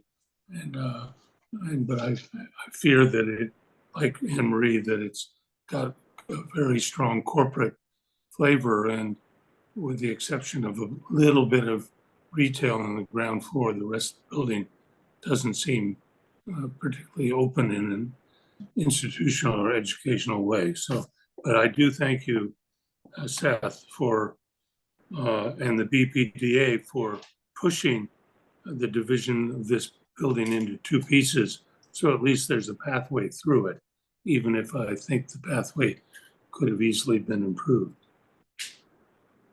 Thank you, Bill. So commissioners, if you can be thinking about a potential motion. Christina, why don't we see if we have any public comment?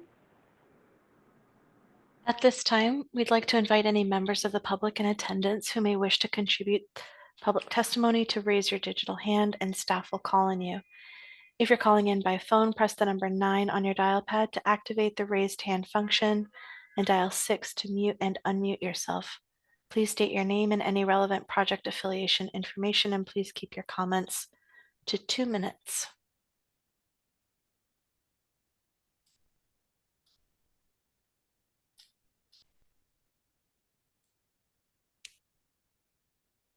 Chair Easley, I see no raised hands at this time. Thank you, Christina. Commissioners, we've had a robust conversation.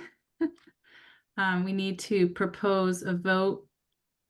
I would love to hear a motion that incorporates some of the concerns that commissioners have brought up about massing and connections. I just will add my quick vote, my quick comments as you're thinking about that.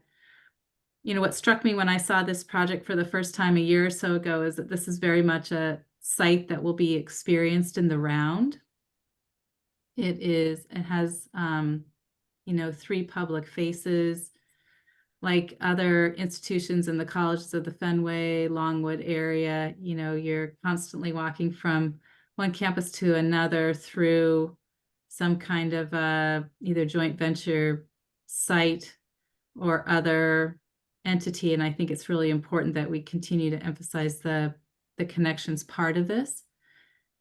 When I think about the urban design moves, kind of at their broadest sense in this project, the idea of connections, the idea of celebrating one of the public corners, the idea of pulling apart, instead of having the one building, pulling apart 2 buildings, those all feel very sound. I do share the concern, though, about the massing of these buildings. The step down to Huntington makes a lot of sense to me. And while there are some really beautiful moves with kind of twisting and revealing the portions of the 2 towers, to me, they feel too similar to each other. And I would certainly want to see the BPDA continue to work with this proponent to kind of work on those and some of the other issues that have been raised today. Does anyone want to begin a motion to get us started?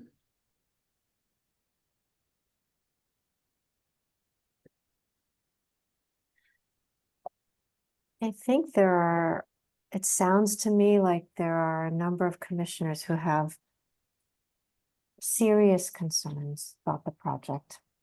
And so I'm a little bit at a loss as to how to proceed, but I think it would be hard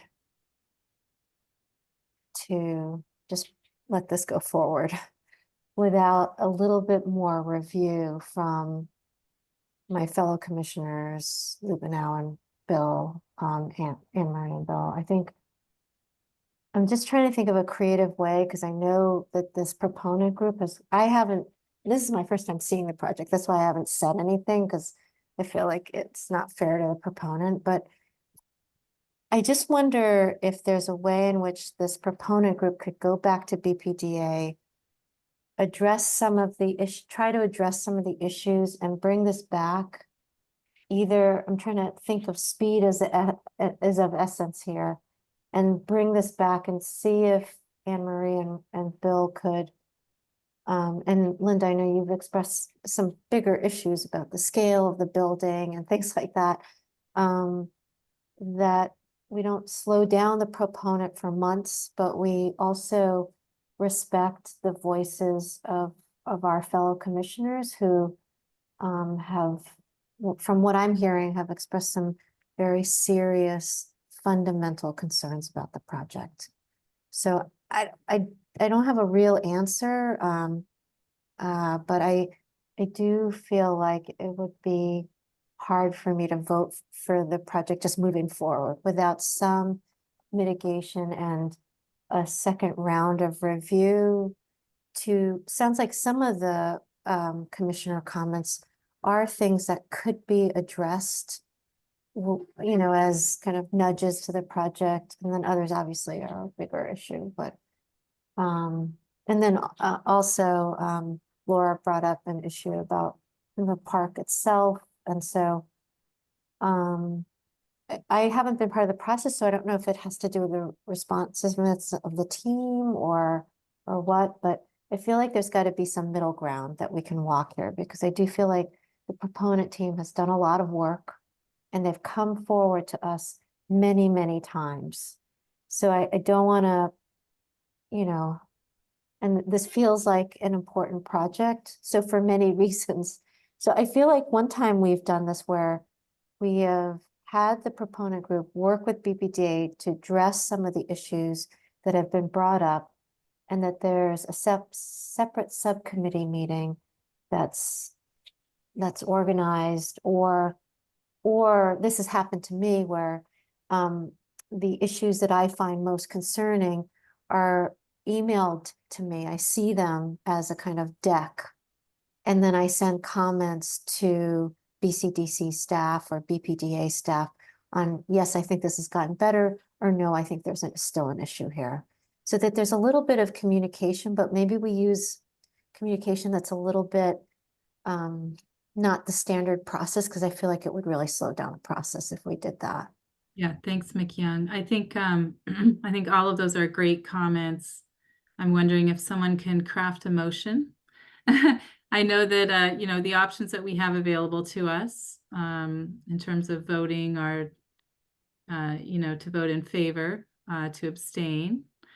And there are also motions available to us to send back to subcommittee to move forward and ask for the help of the BPDA staff around certain areas of concern. Commissioner Easley, if I could add to that and suggest a possible proviso. So I think we've heard loud and clear that there's concern about the massing, there's concern about how the buildings relate to the ground, their immediate context, and how the buildings evolve in character from base to the top.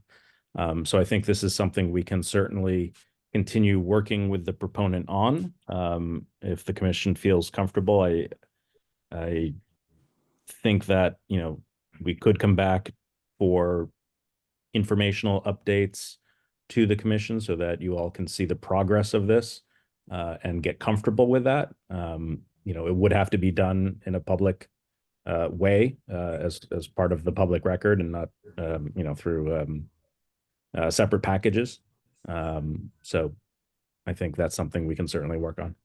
Thanks, Seth. I appreciate it. I think Commissioner Manfredi is stepping up to the plate here.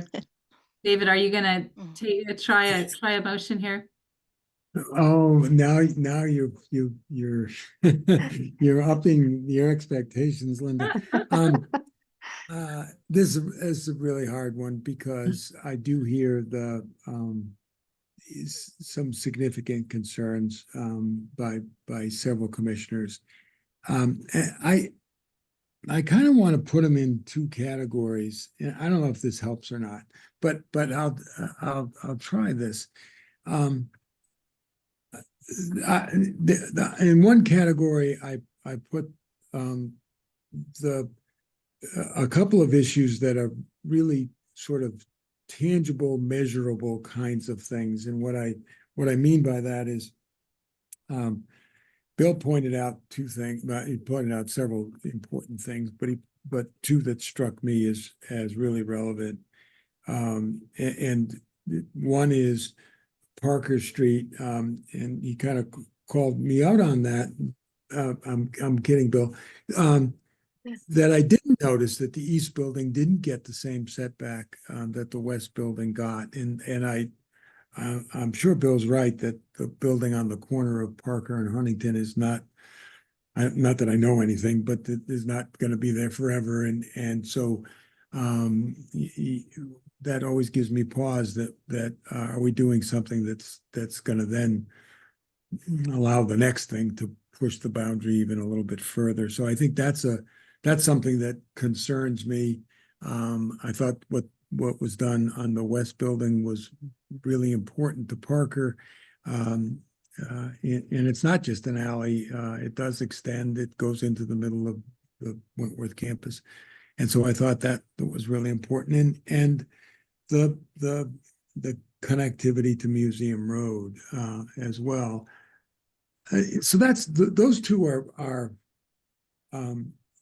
they're like I say, they're measurable.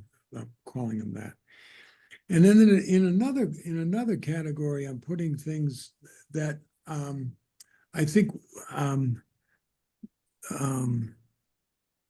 the question of whether the architecture is appropriate to the Avenue of the Arts. And I guess I come down on the side of, well, it is a commercial building. It's a commercial building on the real estate of a university. But it is a commercial building in a neighborhood that, while 4 or 5 really important civic institutions, also has commercial buildings. And so I guess I'm going to put that into the, we can have different points of view on the appropriateness to the context, to the civic kind of context, and elevate the green space, because I think the green space is so important to Huntington Avenue and such a big and important move. And I'd hate to see that get diminished in order to manipulate some massing. Now, having said all that, how do we go forward? And I'm hearing Mick Young too express reluctance to hold up the process. I don't know. All of which is to say, I don't know what to do next in terms of a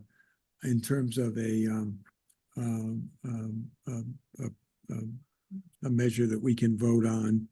And I hear Seth. David, could we try something together? Go ahead.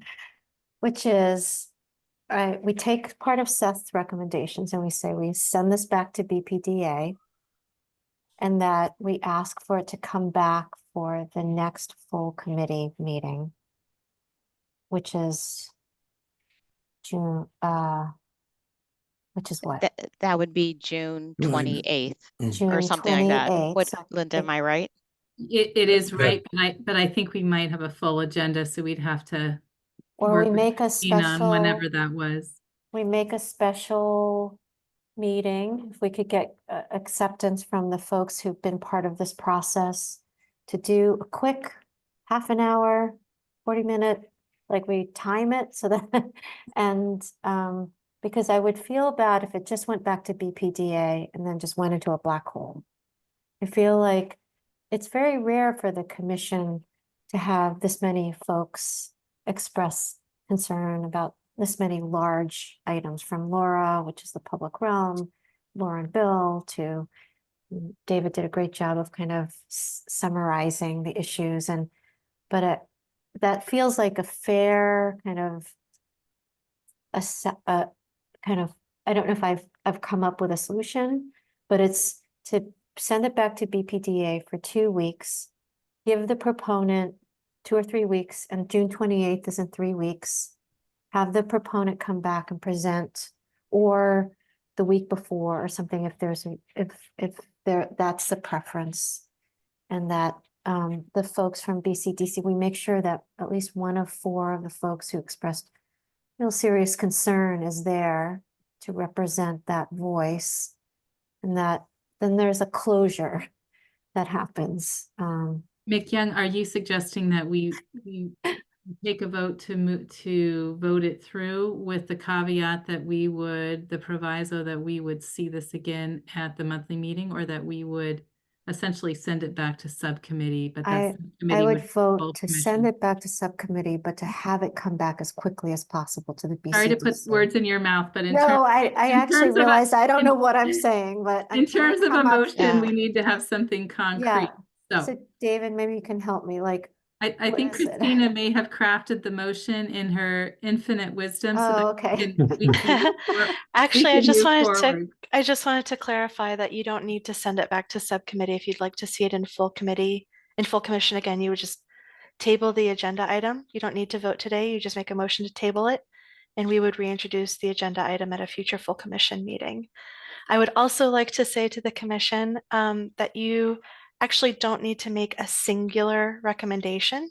You can actually issue multiple direct recommendations to the proponent team.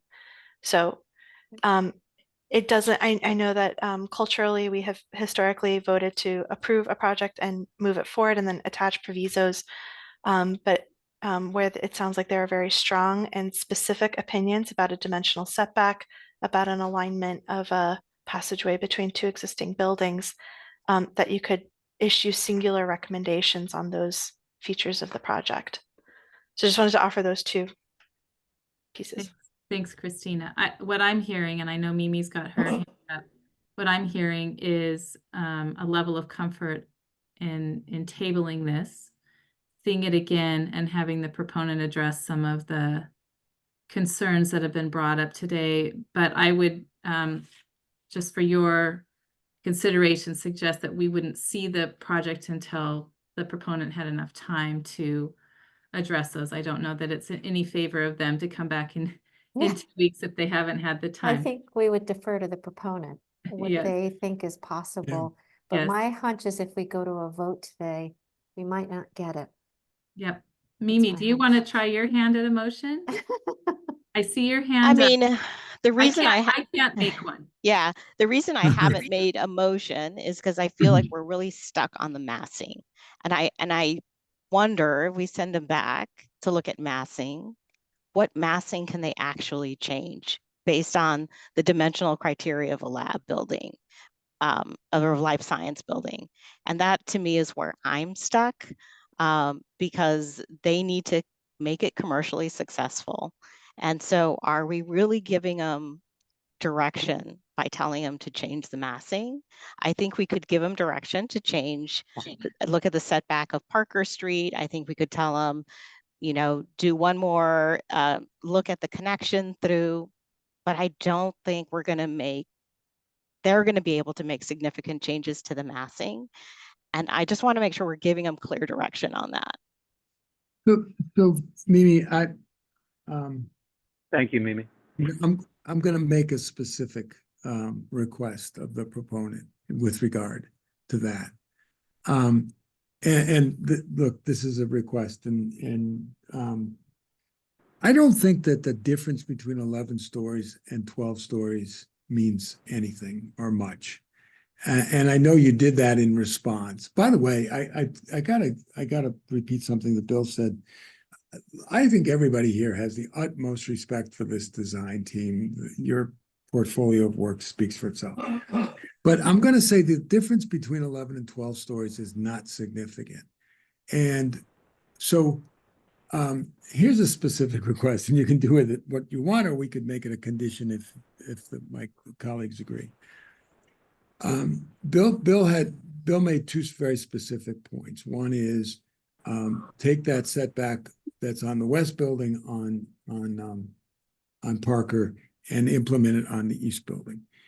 His second request, or his second observation, was in order to get the Museum Road alignment, you have to make the west building more slender by 10 feet. I don't know how all these numbers add up, but if you made both buildings 12 stories tall and you recovered that square footage, you might not like the metrics on the west building in terms of the dimension of core to perimeter as much as you do today, but I'm trying to find the solution, or at least the specificity that Mimi's asking for, to say, at least I am not asking you to make the building smaller. I'm saying, can you create the dimensional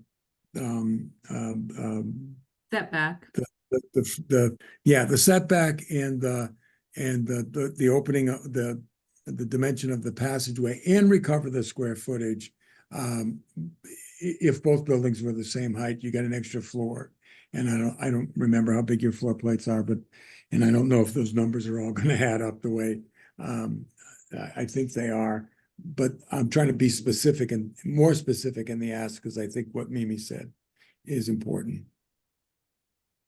Yeah, and I think, Seth, I see your hand raised. I think that we could probably enumerate, based on Christina's good notes, some of the asks here, and to maybe make a motion and move that forward. Seth, did you have something to add?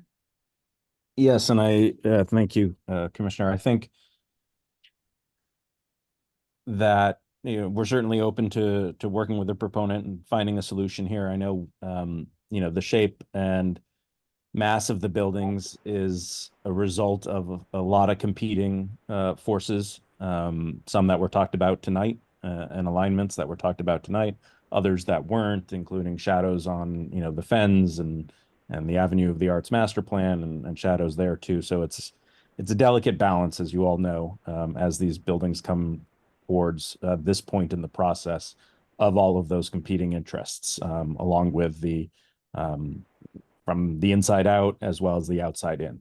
And so respectfully, I'm not quite sure what the exact solution is, but I don't want to be too prescriptive, so that we don't set off something that shouldn't be. Yeah. Okay. Can I make a motion? Mimi. I want to make a motion to approve the project with a proviso to looking at Parker Street and the setback, looking at that neighborhood connection, and working with the BPDA staff to look at the change of approach to the facades from west building to east building to create variety, especially along the street level. Great. Christina, were you able to get those provisos? Yes, recommend that the proponent explore the east building setback to 20 feet or equivalent to the west building along Parker Street, and to recommend that the proponent explore the alignment of the open space to the West Village residential complex. I know that's not literally what you said, Mimi, but that was like an amalgamation of what many people had said. And explore changing the facade strategy from east building to west building, because we heard that variety was something that people wanted to address. I personally think you have to do it from one building to the next instead of, anyway. Bill, did you want to add any other provisos? No, I just have a question for Mimi, I guess. Why couldn't you have that proposal you made, but not approve it? Say that we will meet again in 3 weeks or 5 weeks, whether it's June 28th or July 9th, to review their suggestions and possibly even have an intermediate meeting for a discussion. In other words, why would we approve it with so many provisos which could be ultimately ignored? Well, I would hope that the provisos are not ignored and that they're really for us to have the proponent work with the BPDA staff, but maybe we need more clarification on that. We could absolutely add a proviso for them to come back and share the changes with us at a monthly meeting. I think we have two directions that, based on what I've heard. One is to table the project, have the same provisos, but not to move the project ahead tonight. The second is to have the provisos and to move the project ahead tonight. So if someone wants to make a motion one way or the other, we can vote and see where we end up.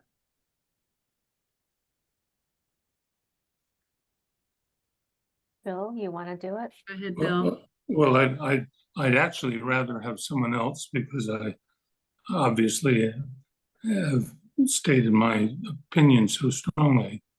But like, but if no one else was speaking up, I was going to say, why can't we, whatever the word is, table the motion or to table the project for the 3 or 4 reasons just stated, and that we meet again in a very short time to review the proponents' responses to some of the concerns. Christina, did you get that motion from Bill? I did. Okay. Do you want to read it back? Sorry, I'm also typing simultaneously. To table this agenda item for a future convening of the commission, subject to the resolution of those issues discussed. All right, I'm going to take that as a motion to vote, and let's see where we end up. I will just add a footnote to the proponent team that since I've been on the commission for, I don't know how many years, a decade and a half, I'll say that these commissioners are very conscientious.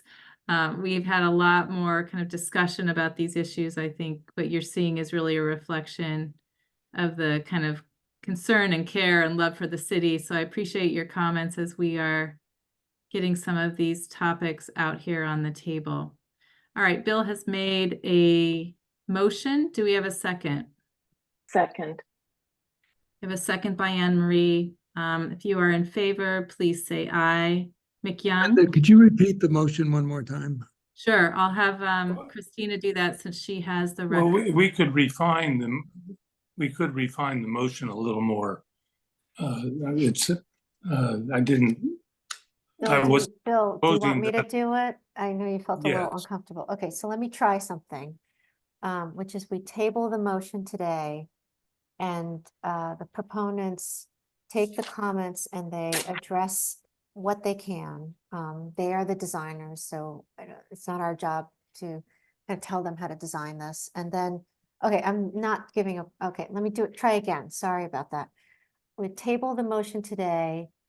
We recommend that the proponents work with BPDA and that they then come back to the next full committee meeting and share the progress and final design, and we vote then.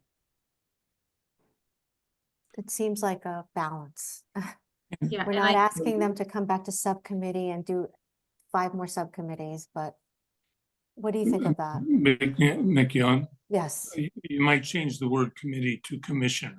Commission. You should ask them to come back to the The commission. full commission. Yeah, full So commission. that might Perfect. be 3 or 4 weeks away, and that they would have the right for a full BCDC vote at that point.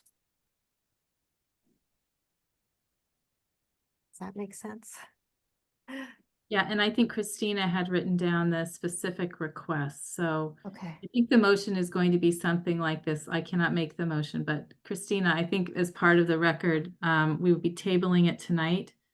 You ask the proponents to respond to the kind of 4 or 5 specific requests that you have in the record, and that we would review those changes when it was kind of mutually agreeable in terms of time. We want to give the proponent enough time to respond. We want to be sensitive to agenda set.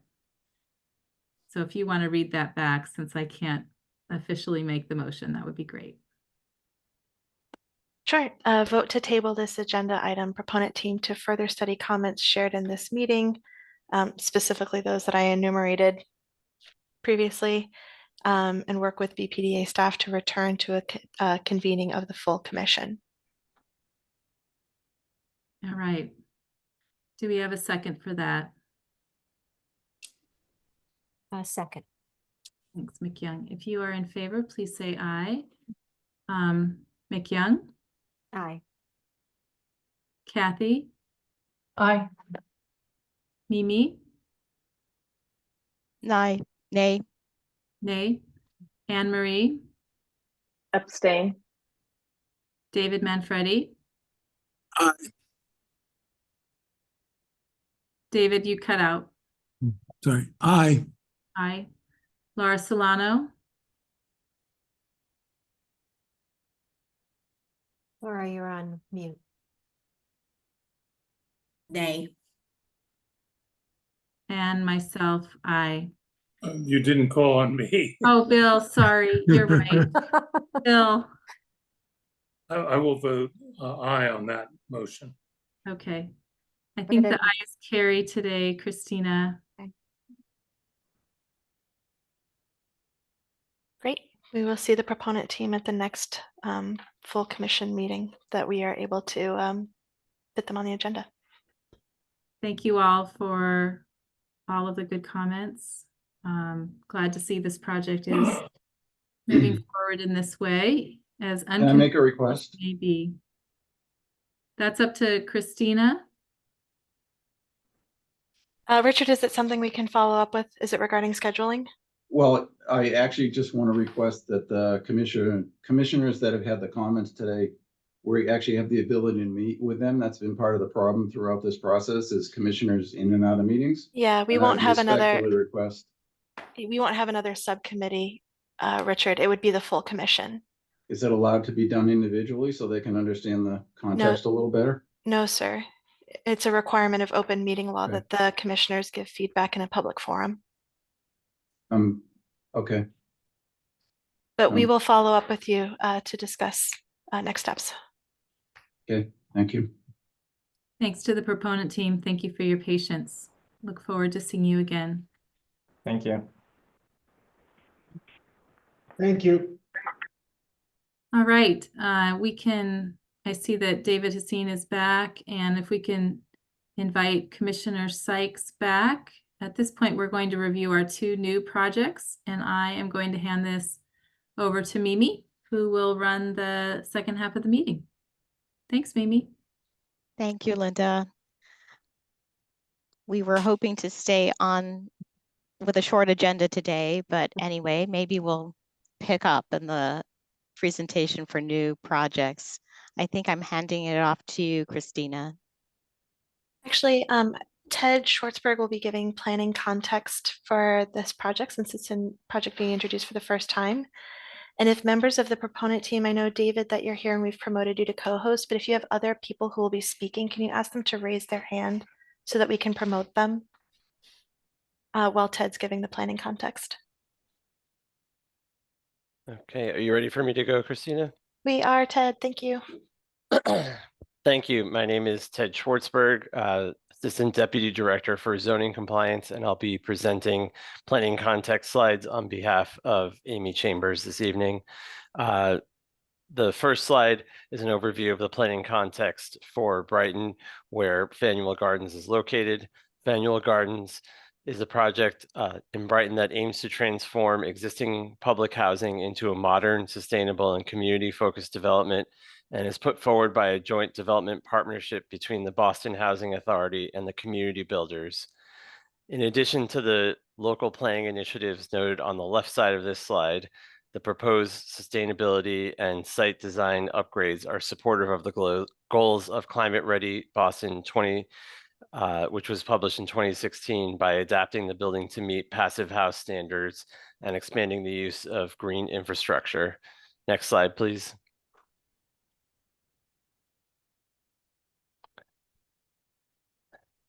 The city's housing policies articulated in plans such as Imagine Boston 2030 and Housing a Changing City Boston 2030 emphasize the need to create and preserve affordable housing units to ensure that all residents have access to safe and affordable homes. The Faneuil Gardens proposal addresses this shortage by nearly doubling the current number of income-restricted units from 250 to approximately 470. Because the proposal is located in a 3-family residential zoning district, zoning relief will be needed for use, height, floor area, and lot area as proposed. And next and final slide for me, please. Staff review has focused on site plan, internal circulation, and improved neighborhood connections. The original 1948 site plan set the housing complex's open spaces and streets apart from the neighborhood that surrounds it.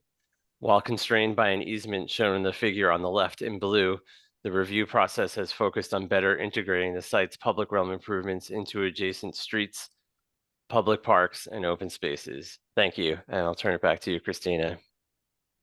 Great. David and members of the proponent team, please share your screen and present when you're ready. I'll give you a 2-minute warning when you're closing in on 10 minutes. Thank you, Christina. Thank you, commissioners. Can you see my full screen mode? Yes. Great.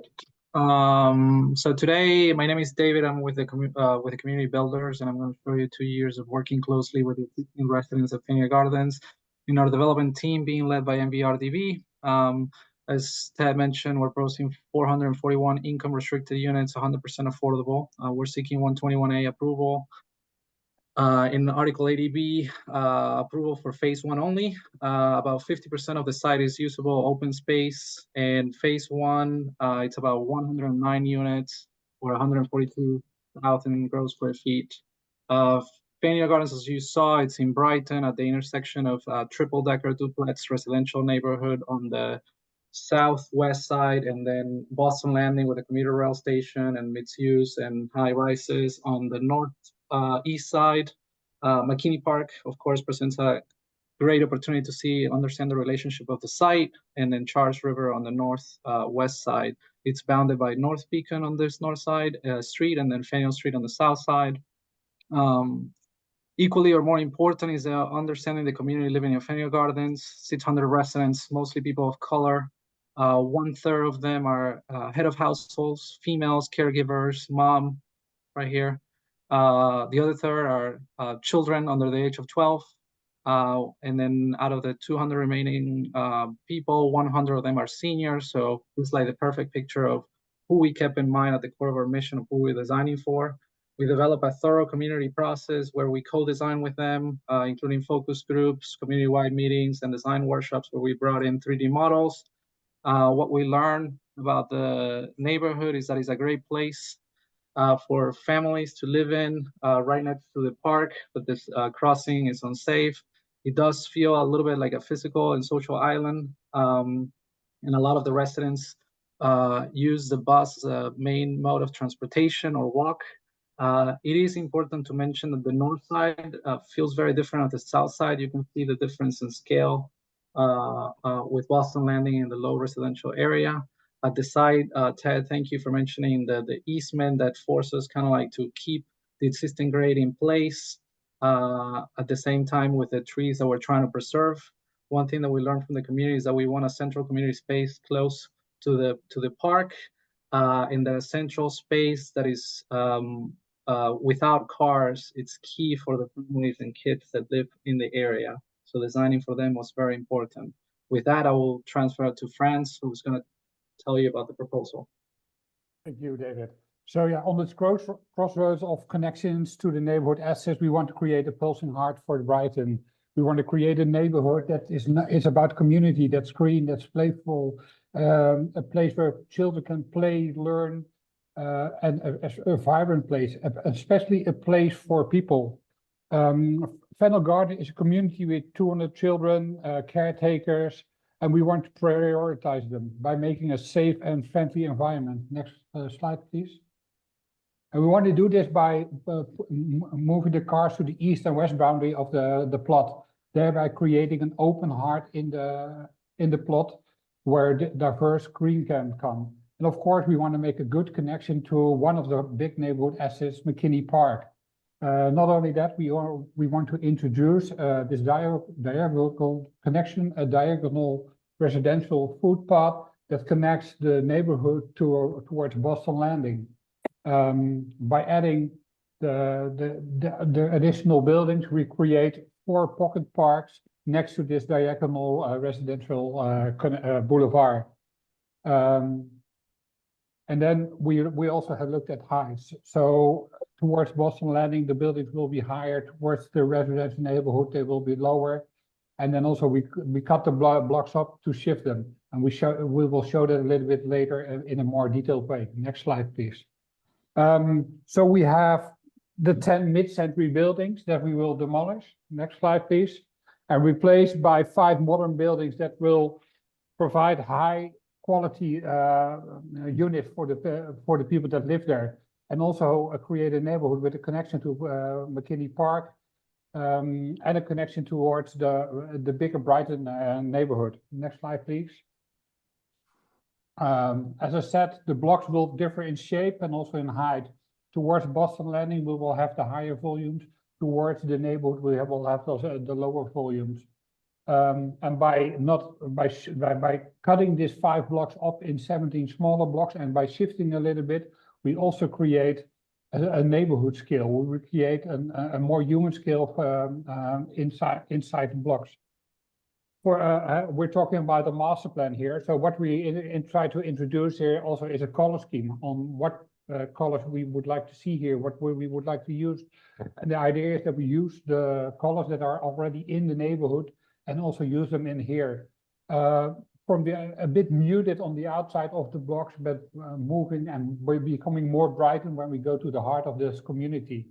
And also again, breaking these blocks up by giving different colors towards, or different tones of colors inside the facade. So if there is a ground floor where we want to have houses with access, it has a slightly different material or tone than the block above. Next slide, please. Here you see one of the first images that we made from coming from the Charles River on North Beacon Street, looking towards the project. Next slide, please. For the facades, we want to have simple but playful and diverse facades. in different materials, different colors, but high quality. It's all about how can we make sure that we create a neighborhood that's open, connected, and that's one of the other elements is there. What we want to use there is the entrance towards the building, not have single-sided small entrances, but always have entrance towards the lobbies that connect from the streets towards the park, or connect from the parking towards the inner courtyards. Next slide, please. Here you have the image when we are on Faneuil Street, looking back towards the plot, and where you see the opening that actually connects towards McKinney Park. Next slide. And because we were making a pedestrian neighborhood, and we want to also make sure that we make the ground floor as accessible as possible. No, not only making this lobbies that connect from through and through, but also have the houses on the ground floor have doors that actually open towards the street directly. And of course, we want to make sure that on this boulevard that we created, we also create amenities, that we create the community center, that we maybe actually also can add small shops or small work live spaces. Next slide, please.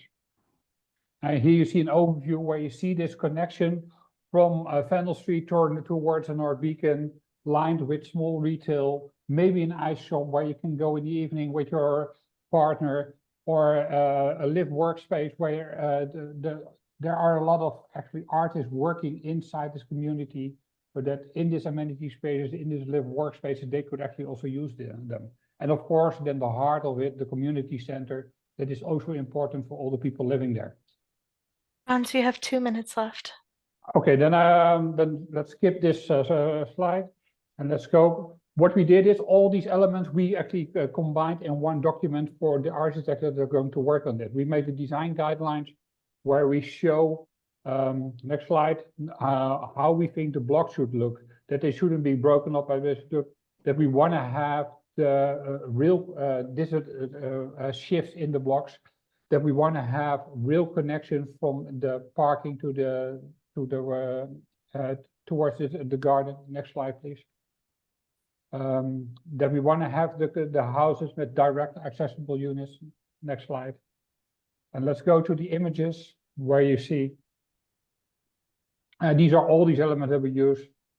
And then let's look at the new Faneuil Garden before you go to the garden. So this is how it can look. So here again from North Beacon Street. Next slide. Here on Faneuil Street, looking towards projects with the opening towards the park, the boulevard, how it could look in the future. Next slide. And then we get to the master plan. Sure. So the master plan includes 4 individual courtyards connected by a pedestrian boulevard. Each has its own unique character and program. The center where they come together is the central plaza, which will include a primary tot lot and play space with swings, climbing equipment, and a basketball hoop. Next slide. So streetscape improvements, this is a preview on Faneuil Street. I'm including that pedestrian crosswalk to McKinney Park. Next slide. And then North Beacon Street's frontage is going to receive complete streets treatment as well, in coordination with BTD's Better Bike Lane project for North Beacon Street. Next slide. All right, so this is the first images for the first building, phase 1. This is going to be a really brief description. This is a view from Faneuil Street looking east. What you can see here is 4 of the volumes, and each of the, or 3 of the volumes, but all of the volumes are going to have their own identity in terms of its materials and their fenestration and facade composition. Next slide. This view is from McKinney Park, and here you can see the relationship of building 1 to the boulevard and also the other faces. Next slide, please. This view is from Faneuil Street looking northwest. In this view, you can see the attention that we're giving to the facades that are looking at the boulevard. And in here, we're actually adding some detailing, some additional detailing and ornamentation to create that special facades. Next slide. And finally, this is a view from the courtyard between phase 4, 5, and 1. Here we can see volume D on the foreground, and then you can see also the amenity room and how that relates to the architecture and also to the boulevard on the courtyard. back to David. Thank you, Andres. And this is just an illustration of the phasing that was made mostly based on the existing infrastructure in place. But the overall rule is that about each phase will take up on 2 existing buildings, add more density, maximizing one moves for the relocation of the existing residents. So we will start on the south east side and then move along counterclockwise all the way to the northwest. So with that, that's it. We're going to pass this over to Megan Richards, who has some urban design context, BPDA staff context. Christina, am I sharing my screen? No, Lizzie, if you can switch over to Megan's staff slides when you have a second. Thank you. Okay. Hi, also Megan Richard from BPDA Urban Design. We've been working with this team for quite a while now. So some of the things that we've been working on from the urban design perspective is ensuring that the shared public open space is activated through public shared ground floor amenities. I know they touched on this in their presentation, but I think we all feel that it's incredibly important that those spaces actually help activate the open space. So in order to make this successful, we also have given a lot of thought and care to variation in the building height and form, given the differing contexts from the more residential, lower scale nature of Faneuil Street to North Beacon Street, and obviously changes, Boston Landing, things that are happening there. We also, it's been, part of the challenge when you have a master plan, as well as then the first phase is understanding what site plan components will be completed with each phase. And so that's where having that phase open space diagram helps us start understanding exactly what will happen with this first building for phase 1. Something we still need to review are the floor plan layouts for building 1, which may result in some massing unit changes. This is obviously an affordable project. Our colleagues at the Mayor's Office of Housing are involved, and they take a lot of care and detail to go into making sure that the layouts work, which can result in some massing changes or a number of units shifting, things like that. So those are things that are still ongoing discussions that we're working with and through. Go to the next slide. I can present for my colleague Sam Valentine wasn't able to be here tonight, but some of the things from his perspective that he wanted to know were about tree preservation and the architecture. And he, we've been discussing that an additional study of the proposed building locations he'd like to see undertaken to confirm whether or not more trees can be saved. Clearly, they would be the highest priority trees, would be larger native trees that are in good health. And so that's something we understand is very complicated about, situating these buildings and the phasing and how it all will work. But tree preservation is also very important. So we just want to make sure that we're all on the same page about that. And then we're also still awaiting a calculation of the total trunk inches to be removed versus the total new plantings in support of the city's urban forest plan. Next slide. And finally, we're really, the whole point of this is about connections to that broader community.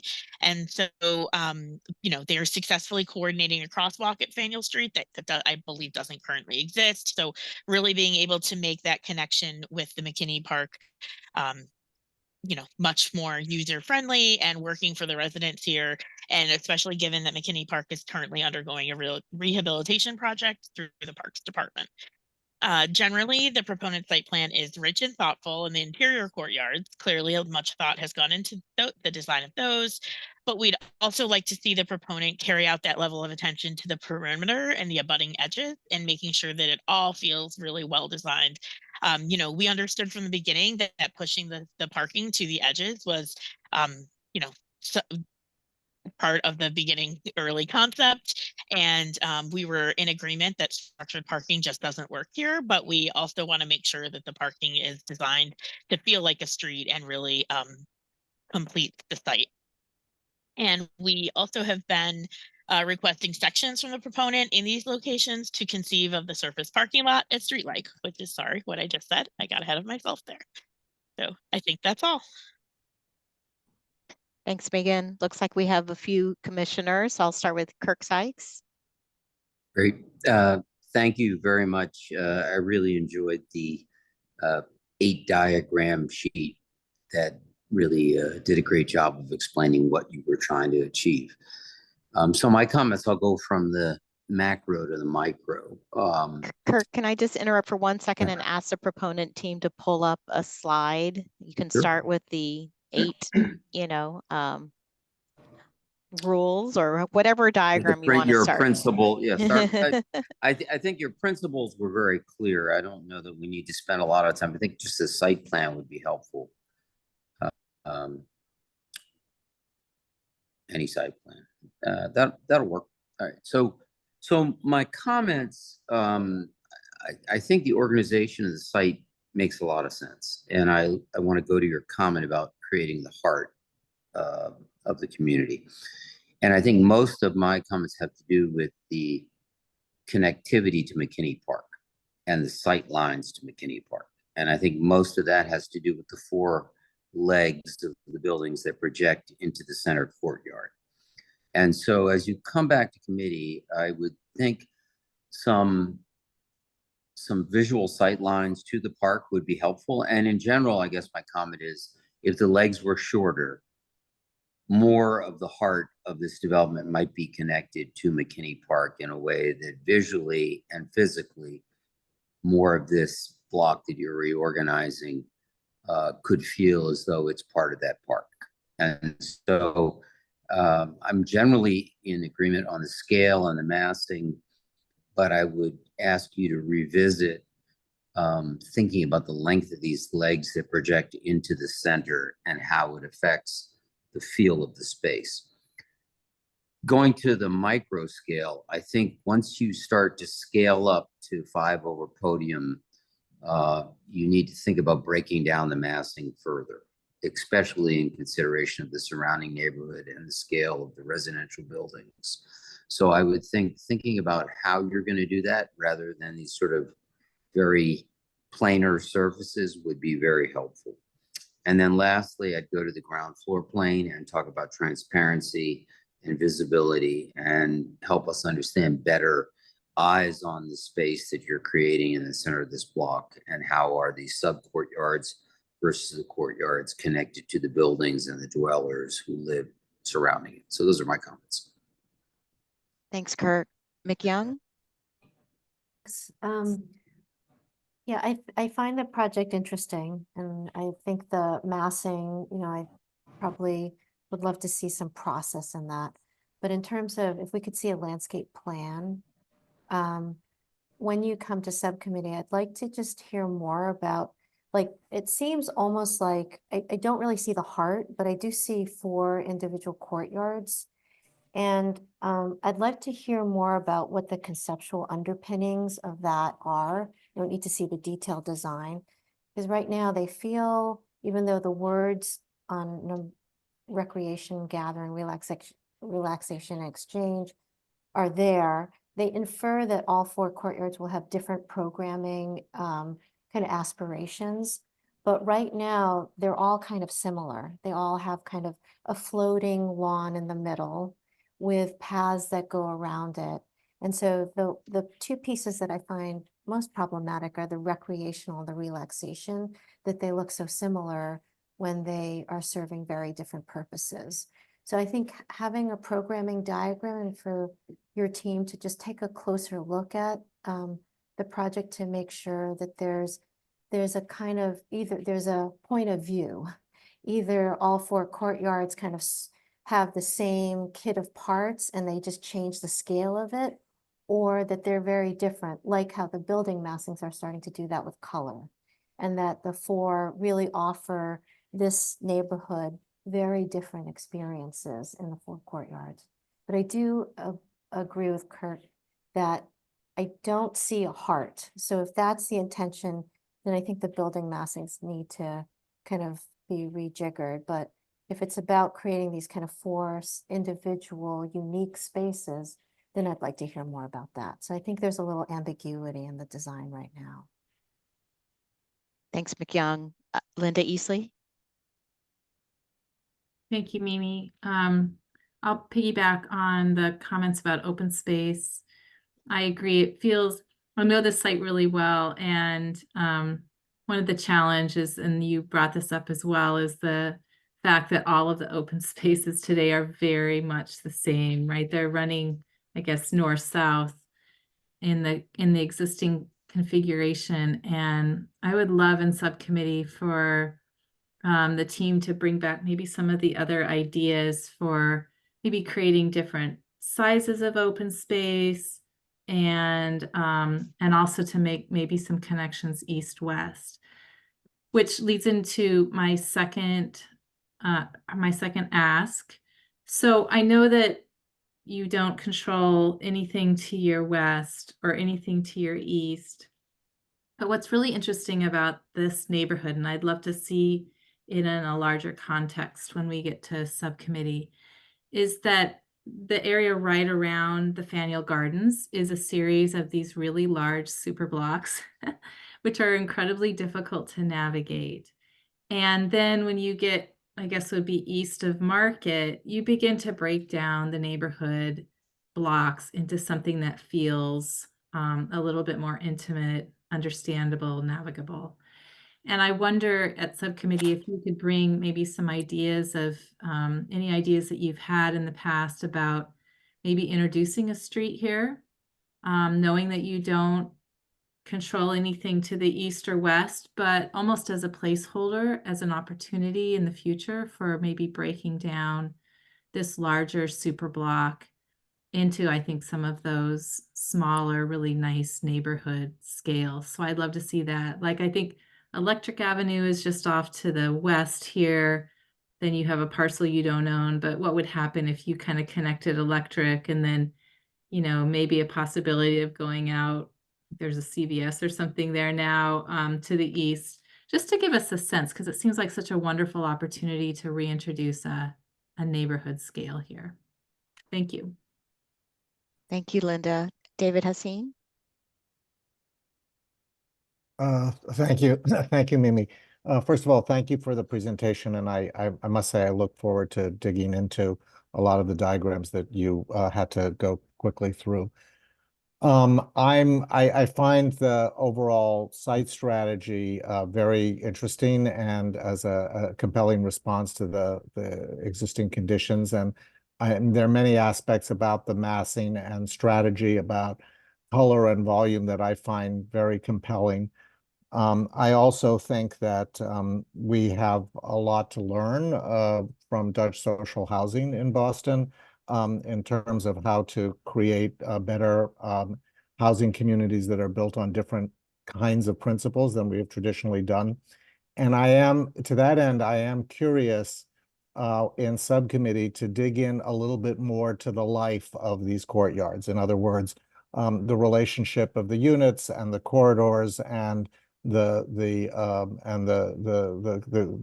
folks that you identified as being core to the idea of the program. In some ways, in responding to Mick Young's comments, I actually, without digging further, imagined that each of those four courtyards were actually quite the same in terms of building micro communities within this larger community, which may be the condition that currently exists, rather than courtyards with very different uses. And I understand it's one or the other, but I would like to sort of understand that more. In other words, you know, if I'm in one of the buildings on the lower right, am I really going over to the courtyard in the upper left for recreation, or am I a part of a community that is focused around one particular courtyard? And then how does that relate to this notion of the heart? So I'm really interested in that in terms of just philosophically, how the communities are intended to be formed within this larger plan, which I find very interesting. Lastly, I'd like to dig in a little bit to the guidelines themselves. As someone who has spent a lot of time looking at Dutch housing prototypes, so much of what makes them successful is actually the quality of the envelope, the detailing and quality of the envelope, the quality of the windows, the quality of the materials. And I fear that we don't have the budgets or the capacity to deliver on that level of quality, which you yourself mentioned in the presentation, in order to make this a very simple style architecture that is heavily reliant on color and subtle details, as resonant as they might be in a different context with different building methods. So like when I look at this and I imagine the buildings made out of, high quality stucco and deep window cutouts made of high quality windows, it's a very different thing when I think of it being made out of hardy panel, for example. So I want to understand how the guidelines that how the project through multiple phases can deliver on those guidelines and how that is specifically specified and controlled so that the ultimate result is what I have in my mind's eye. So that's something that I look forward to learning more about as we go through this process. Thank you. Thanks, David. Anne Marie? Thank you for your presentation and your commitment or your goal, your ambition, I guess I would say, to create a place for people and connection. I think this is a great project to build upon the legacy of the community builders' work. In Design Committee, I'd like to better understand the new design in respect to the surrounding context. So we all know this is a community that's undergoing a lot of change. So what projects, what development is happening. I think I want to zoom out a little bit from what you've shown us. Also, what new development is anticipated, particularly on the adjacent sites. I realize you don't control them, but you did allude to, which I really appreciate, the kind of addressing the change in scale. So right now, the proposal for the new design still feels somewhat uniform to me. And I think I'm seeking to better understand how each side of the site relates to either the existing context or what you might anticipate would change. And to what extent does it address neighborhood scale, or is it the neighborhood scale that exists now versus the neighborhood scale of the future?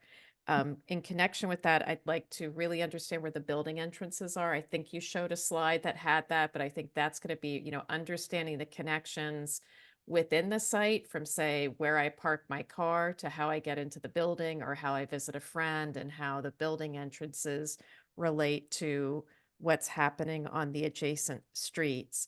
I'm really curious. Several of my colleagues have referred to the idea of the heart. I love that idea. I was really taken with Commissioner Sykes' comment about sort of how the development of this site relates to the park adjacent to it. And right now, I'm looking for more of a hierarchy of the spaces. Everything feels very equal to me. And I'm trying to understand, what's kind of a public space or space for large activities versus a more intimate space. And I think that will, if you think about that and also address the concern that was raised by staff about preservation of existing trees, you might get some cues that will help to inform the architecture. I'm finding the color, I'm intrigued by your approach to the colors at the moment. I'm finding them a little distracting because I think I'm more concerned about the scale and massing at this point, but would like to better understand your rationale for that. And then I think also, this idea of precedence, that I am intrigued by, thinking about the approach to this a little bit differently. And I think all the precedents that I see, at least in the draft presentation that was shared with us, are kind of zoomed into details, which I really appreciate, but just thinking about precedents in terms of how we create a community in a place where we're rethinking or intently redesigning the approach that was taken before, and how we what does it mean to create a heart for this community? What precedents might you bring to us to share? Thank you. Thank you, Anne Marie. David, you still have your hands up, but I assume you're good? Okay, then I'm going to pass it on to Lara Solano. Thank you for the presentation. I began my landscape architecture career working on public housing in the Boston area. And there's such a, there's an insistency about the type of public housing that you are replacing that can be really, really downgrading to the experience of home. And so I appreciate your all of your moves to replace that. I will agree with Mick Young and others' comments about the courtyards. Instead of thinking about them as activity A, B, C, and D, which I think it's fine, but I would also let there be other drivers in the design of the landscape. Some of those have to do with shade, views, connectivity, and I don't know whether or not there's going to be a mixed use of unit sizes. I'd love to hear more about that. I appreciate the ground level activity that you're trying to build in to the site. I also would caution you against having a lot of little pieces of the landscape, and to be careful about making things a little too spotty. The connectivity from north to south, I think, is a strong one, but it does challenge you in making a heart for the community, because it's both passageway and the center, the nexus of the site. And so I think you need to work that out a little bit. I think it has to do also with the buildings, the way that the buildings are arranged and the type of spaces that they make for landscape. I would also, I have to disagree about the preservation of the trees, and that probably sounds shocking coming from a landscape architect, but my experience is that it is really difficult in these kinds of major construction projects to keep trees alive and healthy. And what happens often is a couple years down the line, those trees that have been disturbed during construction start to decline. And so you start to see those existing trees dying. I would rather that those trees be replaced, you know, in caliper size, which I think is the requirement, and then a more robust landscape planting be put in. I just don't trust that those trees, no matter what you do, that those trees are going to last over time. And then one last thing, I also have the experience of growing up in Navy housing, which, trust me, is a level and a type of public housing for sure. And one of the things that the Navy did is that they painted all of the buildings different colors. And what happened is that each of the different colors kind of got their own reputation. Oh, the yellow houses did this, and those people in the pink houses, this was in Florida, so those are true colors. You know, so I am concerned when I see that designation by color, because I know I have the experience of living in it. And what I think might be richer in terms of architecture is to think about a wider palette of materials and using them in different proportions on different buildings. I agree with you 100% that they need to have some kind of difference, but I'm not sure that color is the right way to go. Another way to think about that is also distance from their setback. Right now, we've just made this frame, and I understand that diagram, the 8 diagrams that were mentioned, but I might think about whether or not those buildings could shift from their edges so that they don't feel like an enclave, that they feel as if they were more naturally built over time and had different circumstances guiding them. So I'm sorry for the long comments, but I'm looking forward to seeing this in subcommittee. And I think that the team's heart is in the absolute right direction. But I think there needs to be some deeper thinking. So, Thanks, Laura. Kathy Koderitis. Great. Thank you. And thank you for a lovely proposal or plan that you've presented this evening. I think this has the potential to be a fabulous replacement for what has been there for so long. There are many things in what my colleagues said that I don't think bear repeating, but there's a few things that I'd just like to add that I'd like to understand better.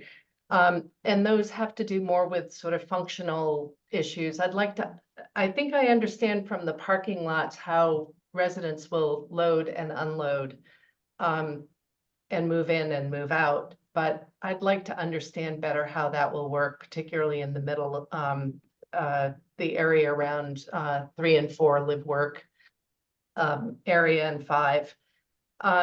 I'd also like to understand your retail strategy. I saw some reference to retail, but I could not tell from the perspective that you showed exactly what we're talking about and who has access to that, who it's primarily serving and how they get there. So that would just be better or great to understand from the point of view of accessibility and appropriateness. And then some of the views, I'd like to see more, perhaps a little bit further set back from, particularly on the 2 parking area strips to understand those in relation to how neighbors now and in the future will see into the development from the east and the west. It's not clear to me if they will present like roads and streets or whether they will be more like foreground parking. But other than that, I think you've got something really great burgeoning here. So I'm going to just piggyback on Kathy's comments because I do think you got a lot of good comments on the center. I think it's really the edges that I'd love to talk more about. I feel like you're almost creating new streets by having these parking lots with curb cuts directly in line on either side. You might even be inviting the public to go through these parking lots, and I'm not sure that that's something you really want to do. And I just wonder, do you really need this much parking? Just give us a little bit more feedback about parking. And it could be that you need this or more, but you seem to have the exact number of spots to line 2 edges on either side of your building. And just curious if you've looked at other configurations. I think the other thing I really want to understand are entry points. And I think I start to see them in subtle beige on your site plan. But some are right up against parking spaces and some you have to walk mid-block. And, what does that look and feel like? And how do we make sure that these are real quality edges? So I think you're making very strong walls mid-block through this block. Is there variation in terms of alignments that you should be thinking of? So while there's a lot of concentration on the center, I also want you to be thinking of the edges and come to subcommittee with explanations as how you got here, and if you looked at other explorations, why you're not recommending them, would be good to hear. So with that, I think we can open it up to public comments. At this time, we'd like to invite any members of the public in attendance who may wish to contribute public testimony to raise your digital hand and staff will call on you. If you're calling in by phone, press the number 9 on your dial pad to activate the raised hand function and dial 6 to mute and unmute yourself. Please state your name and any relevant project affiliation information, and please keep your comments to 2 minutes.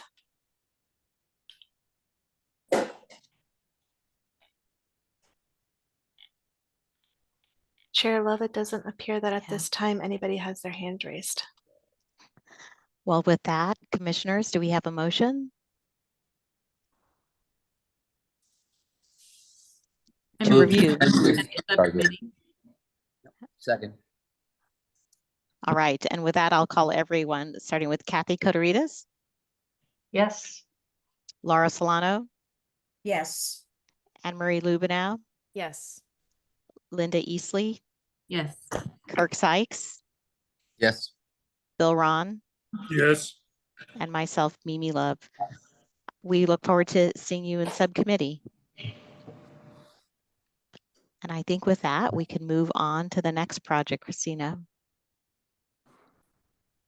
Great. Ted, are you still with us to present planning context?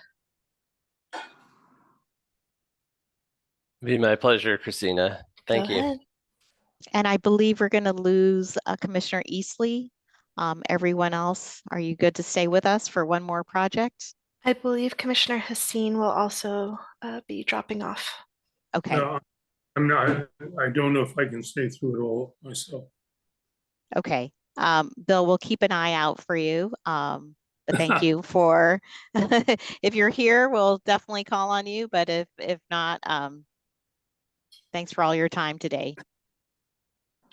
And with that, if Ted, I think we can hand it over to you. Thank you, commissioners. And Christina, I have 3 slides to present on the planning context for 10 Malcolm X Boulevard. The proposed development site is located in the study area for the Roxbury Strategic Master Plan. The plan discourages surface parking in the neighborhood and recommends that developments consolidate parking where possible. The proposed project initially reduced the number of parking spaces from 78 to 59. The project notification form confirms a further reduction in parking spaces to a total of 54 spaces. The Roxbury Master Plan also supports the preservation and rehabilitation of existing historic buildings and the reinforcement of historic buildings and places in Roxbury. Through the use of public art, the proposed development celebrates the existing historic building on the site. With the incorporation of ground floor retail, the proposed development also responds to the goal of supporting economic activity in the area around Nubian Square. Next slide, please. The proposal will require zoning relief for 5-dimensional attributes and 4-dimensional attributes plus parking, which BPDA planning staff think is appropriate. This includes zoning relief for front setback, height, floor area, open space, and parking, which staff in the planning department think is appropriate. And that's because the proposed project is located in a 3-family district.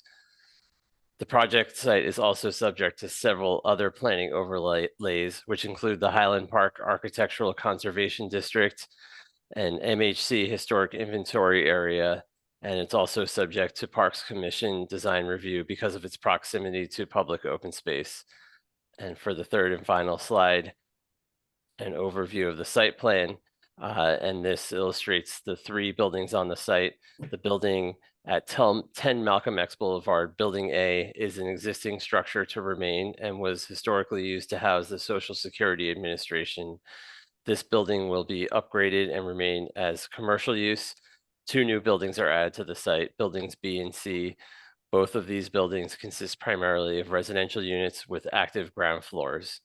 And that's the final slide for the planning context. And back to you, Christina. Thank you. Thanks. D'Artagnan, I know that you're one of the presenters. Are there others? Have they all been promoted to co-host? I believe so. And Christina, I'll be doing the presentation. We can certainly chime in others. Great. Go ahead and get started, and I'll let you know when you have 2 minutes left. Awesome. Thank you. Good evening, all. Great to see you, D'Artagnan from Embark, and I have my team here. We can certainly get into questions. Thank you for having us tonight. We're excited to be here. It's been about 1.5 years of a thorough process with the BPDA. We've done a ton of butter outreach, worked with various agencies, local groups to really craft this project that we're going to show you tonight. And as Ted mentioned, it's really based around taking an existing site that has a commercial building, providing much needed housing in the city without displacement by reusing 2 existing parking lots to create 2 types of housing. We'll get into that in a little bit of detail, but just to clarify on the last slide that Ted had, we did make one further revision, which reduced the size of the building on Dudley, which I'll explain to take off in another floor just based on the latest feedback we got with the butter. And we'll show you that. The site itself is located right in the heart of Nubian Square. Pretty cool site just in terms of its relevant context around us within a half-mile radius. And then as we move in closer to the site, a couple key things to note. It's very interesting the way it's set up because it has multiple fronts which have very different characteristics along the Malcolm X Boulevard, which is a really main thoroughfare as we come up Guild Row and go to Dudley, which is much more residential in scale. In addition to that, where we get to play with the topography change, what we're saying elevation 0 off of Malcolm, and it goes around 13 feet off of Dudley and continues up to 26 feet in grade change on the west side behind the Dudley buildings here on the left. The 2 parking lots, as I mentioned, will house the new proposed buildings. And by just way of contextualizing this, you can see on the north side of Malcolm X, a lot of kind of commercial institutional use in terms of density scale, richness of architecture. As we flip over to the Dudley Street side, much more residential in scale, a series of 3- and 4-story buildings with a definite kind of rhythm as we move up Dudley Street here. And you can see kind of the tip of our site with the 10 Malcolm X building to remain. So that all of that kind of has culminated to a very set of clear project goals for us. It's to preserve the existing commercial building that has a great kind of nonprofit tenant base. So we're happy to be able to do that and provide 2 scales of housing along Malcolm X, which is more commercial in scale. That will be a market rate rental building. That kind of culminates at a great new opportunity for public open space, which I'll get into, really bringing that down to grade, having it very accessible to become the new front of the commercial building that also taps into that new retail space. We've met with Roxbury Main Streets, talked about the programming around that. And then as we move up through Dudley, kind of a smaller scale, which from the PNF, we went from a 4-story, 24 unit down to 21 units. And then the last round, what we did is with our last abutter meeting, we brought it down to 3 stories, 12 units to really kind of descale that along Dudley. And all of this allowing us to reduce the parking on site and enhance the public realm on both Malcolm and Dudley. So the last site plan here shows that building here where we've now shifted to over 100 feet separation to our abutters, spent a ton of time with these abutters to talk about increasing the buffer between them, adjustments to the building on Malcolm to have further separation anywhere from 60 feet to 130 feet, which we'll show you in section. We have a nice section of pudding stone wall that we're actually able to preserve a lot of it. The small parts that we aren't will be reused in the 70 Dudley. And then as we go around the landscape design, working with MDLA, very robust programming in terms of producing kind of full streetscape pedestrian realm around the entire site. Really robust plaza over 4,000 square feet here, which is down at sidewalk grade. Spent a lot of time around the tree canopies. We have a net gain of 59 trees, net gain of 63 caliper inches on that. And as we kind of come around the site, anything we've been able to do on the existing building to enhance that public realm pedestrian experience we have. And then the 70 Dudley Street, really kind of a modal alignment with the abutters to the west here. Zooming into the plaza here you can see kind of the new front door to the existing building off the 10 Malcolm. Really nice kind of designed open space here that is right next to the bus stop, that then has direct access to kind of that community focused retail space. And then with the grade change up at this overlook area for the residential tenants having direct access off of the building there. Very quick on the floor plans. I think a couple key things to note here. We have designed for adaptability in the facade strategy for a long-term and interim condition for a future bike lane that's proposed. And then working with Scott and the BPDA, allowing natural light to flow in through the buildings either end in terms of how we lay out the units, and really designed for a rich tenant experience as well. Small in nature, but very important to the neighborhood, is this 12-unit residential building, 3 stories in the last version, where we have home ownership, kind of direct stoop entry that plays off of the rhythm of the street, but also an opportunity to bring that pudding stone wall and have that kind of adorn the front of this building. And with a more robust bedroom count in terms of family-oriented units. Just a quick diagram section to explain that grade change. So on the west end here, you can see that it's truly at the west end of the building, set 2 stories down from the residential side on Dudley. And we have anywhere from a 60 to 130 foot separation between the buildings that are to our south. So getting to the building, what we're calling 20MX along Malcolm Boulevard here, Malcolm X Boulevard, really understanding that kind of reinforces that edge along Malcolm, and then how do we start to descale that to respond not only to the historic nature of the existing Roxbury Boys Club building that former tenant here to the west, but how does that start to tap into the fabric of the homes that are in the Highland Park district up here to the south.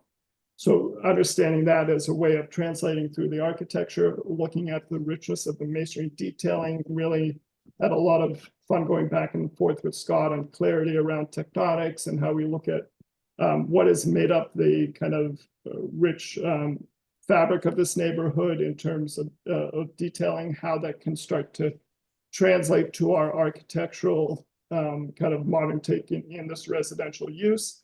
Highlighting here that kind of 2-story community space that taps onto the open park, which I'll show you a little bit more in a minute.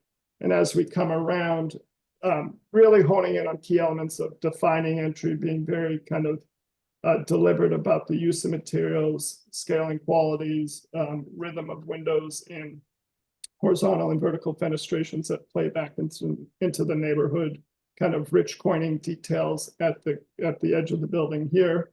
And then as we continue down to the west, tapping into that kind of Highland Park vernacular of the townhouse rhythm, angled expressions that we saw within the neighborhood, and how that can start to translate and inform the architecture of the building. So here you can see kind of really a cool play of bringing that forward, and that in essence is playing off of the actual program behind the walls and really creating which we're quite happy about the scale of this building as it comes down into Guild Row here.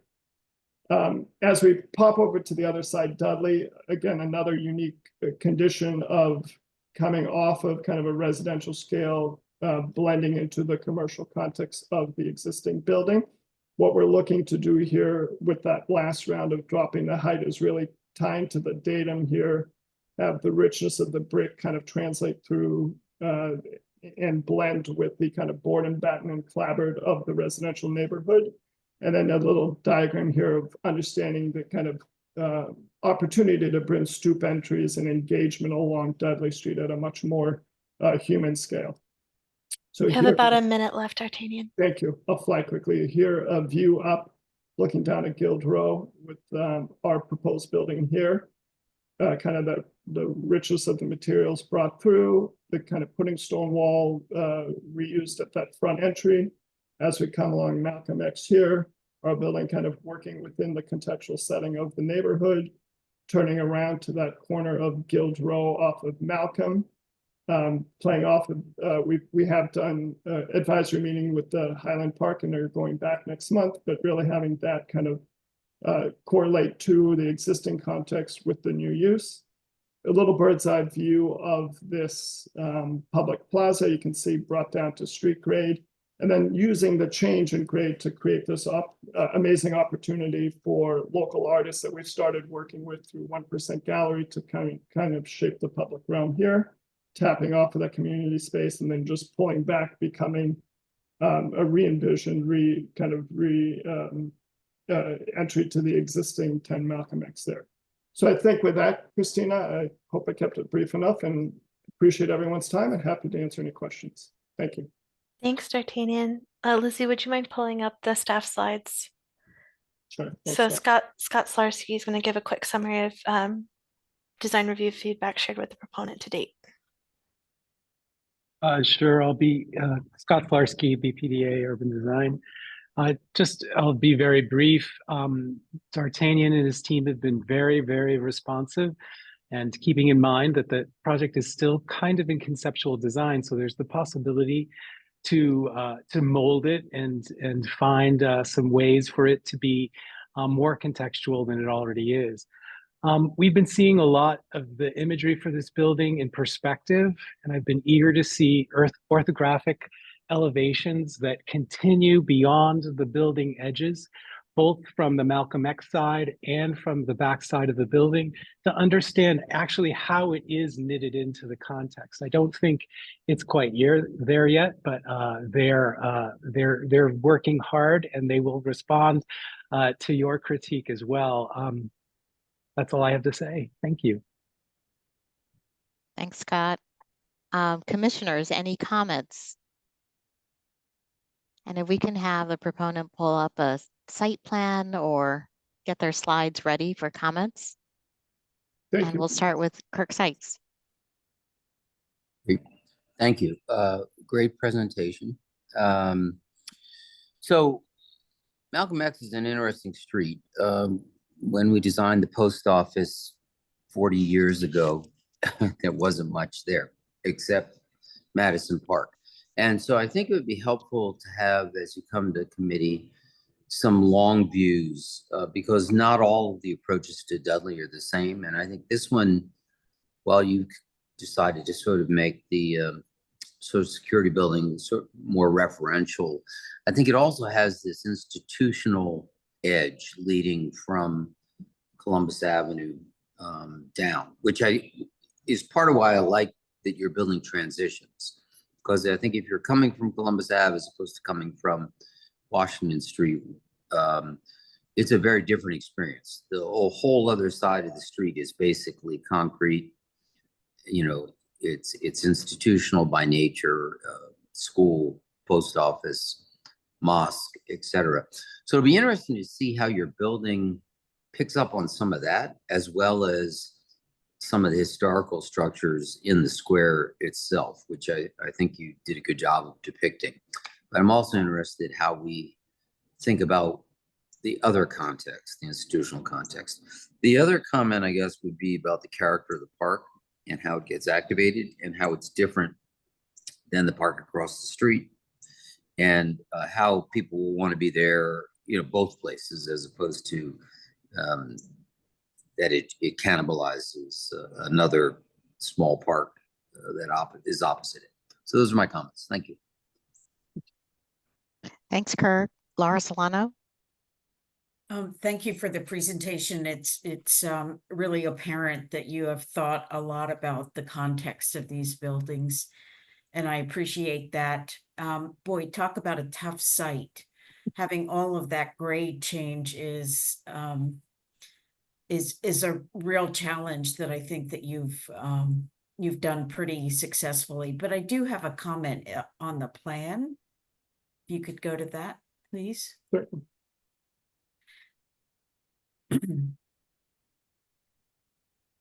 A site plan would work? Yes, please, a site plan. Okay, that's good. Kind of wonder if there isn't a missed opportunity here. The garage entrance certainly chops the site apart, and I would like it if you came back and did real elevations on the various spaces, because they're hard to understand. I understand the Malcolm X space. I understand there's an overlooking space, but then there's all, some really eccentrically shaped spaces that I'm not sure how the elevations work, the grade changes between them work.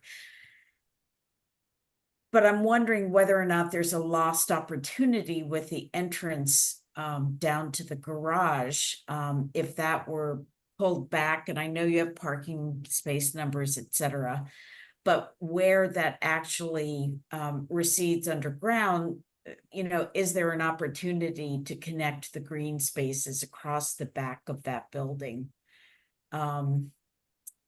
So I don't know what your parking numbers are, and as I said, I need to better understand the grade changes, et cetera. But by plan, it looks like a lost opportunity. Mimi, can I respond, or is that just a comment? Yeah, go ahead. Yeah, no, thank you. Thank you, Laura, for those comments. I think the parking has probably been the biggest challenge to balance between abutters, the use, and kind of the city goals. The ramp that is connecting down really is to serve a long-term goal of Malcolm X Boulevard, which is to remove the curb cut, any curb cut entry into our building off of Malcolm X. And one thing we've been cognizant on is just balancing the sensitivity with the abutters, as you can imagine, in the immediate context on how to get to parking for the building. And so we probably studied a dozen different ways to come off of Dudley into Malcolm X. On the lower level of the residential, I think one thing to note here, which is working in our favor, is this grade is sloping down. So from a perceived point of view, you really actually don't, look into the driveway, because, even between here to here, we have a 3 to 4 foot grade change, and we navigated through that. We have tried to connect over to kind of cross connect the two green spaces. I think where we got to is we were able to start to just given, it is 111 units in the 20 Malcolm, we were starting to use this as a means to devise a more kind of private space for the residents that is pulled down in terms of the, proximity to the abutters, a much more public space that is kind of towards a commercial building. So there is some kind of a thought that has gone into setting up these spaces while being able to balance the need of general parking, balance the need of the abutters in terms of not having everything, dump out onto Dudley. Maybe we should leave it like there. Yeah, I think you will have opportunities to have a real robust discussion in design committee, but I wanted you to, answer the prompt, but thank you. Thank you, for filling us in, and we'll definitely continue that conversation. And with that, I'll go to Kathy. Great, thank you, and terrific presentation. I look forward to learning more and seeing more, but congratulations for getting this long-held hope of development here moving. I would really like to understand more, generally speaking, about the open space running along the back, how public it is, how accessible it is beyond the immediate residents, and more particularly, even though I know this is not your problem, but your plan, your wider plan view suggested that there's open space to the west, I guess, if that's northwest, right? Northwest. And this may not be a question for you, but more for the BPDA staff, and what does the future hold there, and does your project begin to hint at what the access to that public area, if it is in fact, I would just like to understand what that is so that we understand the context of your open space. And the only other comments I have in relation to the buildings, I think the buildings facing Malcolm X Boulevard in terms of scale and presentation are really a good reflection of the commercial district and what has evolved across the way. But I'm a little bit more interested in hearing about what your inspiration and the relationship, how you've seen the relationship of the 12-unit condo building facing onto Dudley. the side street in the back, the Yeah. other side.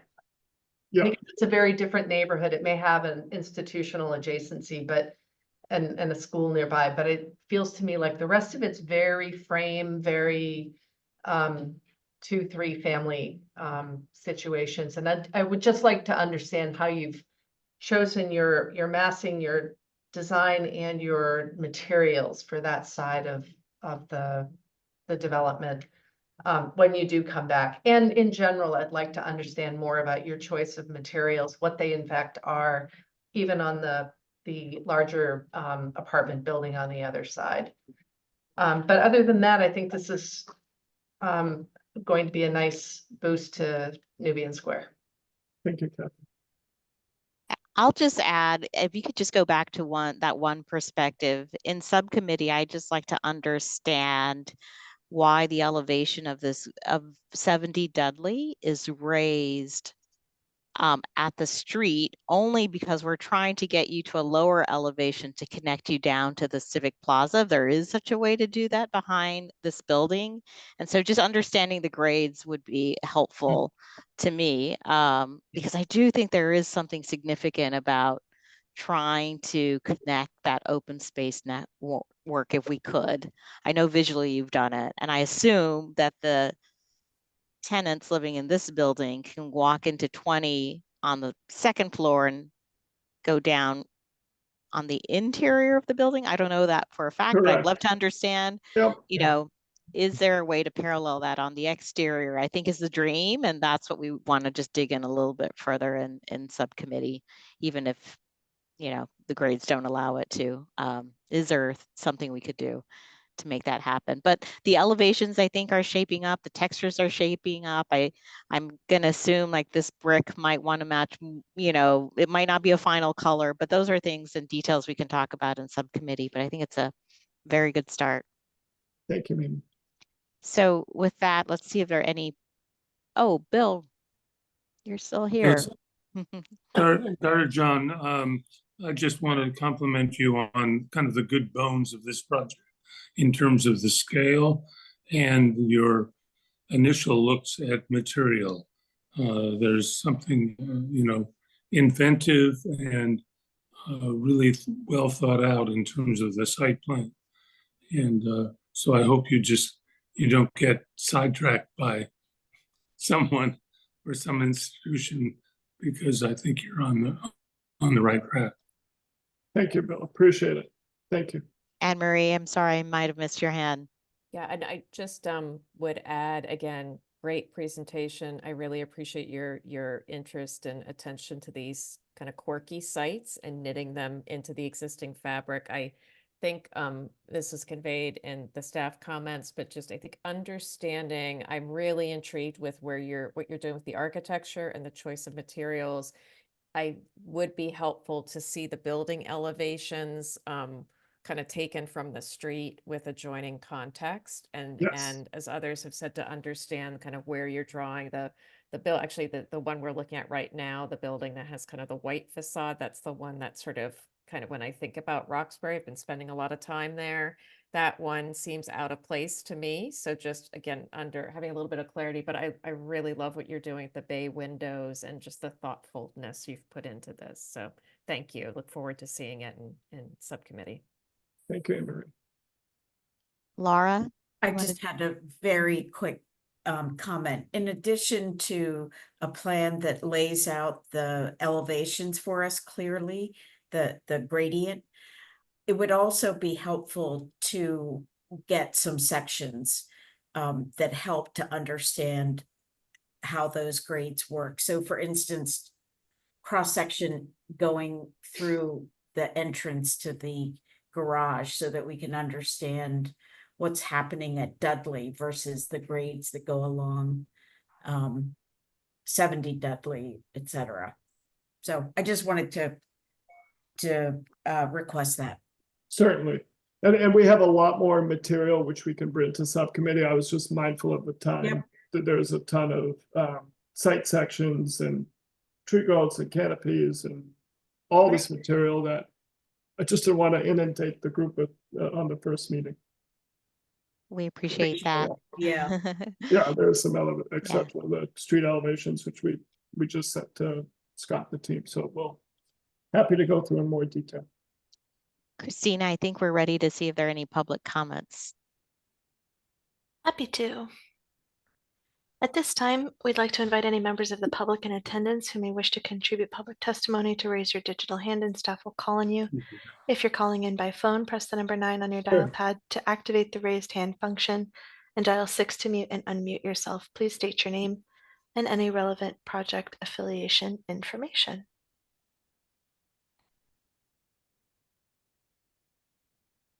I see Lee Peters.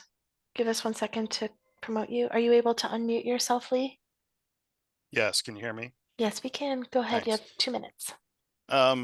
We might need some drawings for what I want to say, but I was going to ask the commissioners to take us a long look at the views from Dudley Street. I'm a Highland Park resident, been here a long time. These are 1.5 and 2.5 and 3-story buildings. They're not 6 stories. And this proposal involves putting a 6-story building, what appears to be about 20 feet from a 1.5-story building. So we've urged the developers along the way to try to respond to this, but we've not seen that action taken yet. We're hopeful that we can see part of the Malcolm X building, that's 20 Malcolm X, drop to 3 stories, which is the by right height for this neighborhood. This project is kind of in the threshold between Nubian Square and Highland Park, and certainly Highland Park neighbors really wanted to continue to feel like a neighborhood. And I'll leave it at that. Thanks. Thank you, Lee, for the comment and for staying on so late to share your feedback. I see District 7 office. You have your hand raised. Are you able to unmute yourself? Yes, hello, can you hear me? Yes. Hi, everyone. I am representing the District 7 office. I just wanted to stop in the meeting and say if anyone has any feedback regarding this project, they can reach out to the District 7 City Councilor, which is Councilor Tanya Fernandez Anderson at tanya.anderson@boston.gov. So if there is any feedback you have about this project that you do not feel comfortable sharing in this meeting, feel free to email Councilor Anderson at tanya.anderson@boston.gov. Thank you so much. Thank you. And just for the record, I did copy down the counselor's information, but your name is? My name is Angie. Great. Thank you, Angie. Holly Shepherd, are you able to unmute yourself? Yes, can you hear me? Yes, we can. Yes. Great. I also am a Highland Park resident and on the Highland Park Development Committee and the secretary. And we met with the developers, and I want to echo what my neighbor Lee Peters mentioned, where the height and density of the buildings that are abutting 2-story houses is just kind of an extreme leap, where there's things that are being built at that level down in Nubian Square and kind of more of an urban feel, and yet the neighborhood feel of things along Dudley Street having, as we've heard in the presentation, over 100 plus cars coming in through Dudley Street, and then to have that tall building kind of shadowing over these homes really, I think, needs to be looked at. And we really haven't seen any response from the developers in meeting after meeting about that building. And so that's really what we would like focus on as a neighborhood and not kind of an urban center. That building really will be the change that kind of impacts the neighborhood. Thank you.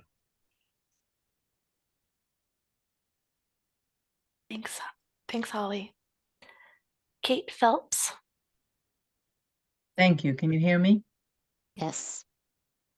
I'm also on the Development Committee of the Highland Park Neighborhood Coalition and the neighborhood, and I wanted to underline one of the points that was of most concern to the abutters having to do with traffic.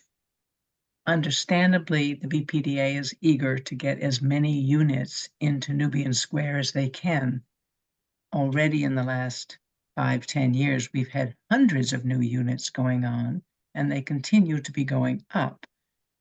Our feeling is that all of these units don't have to be in this location.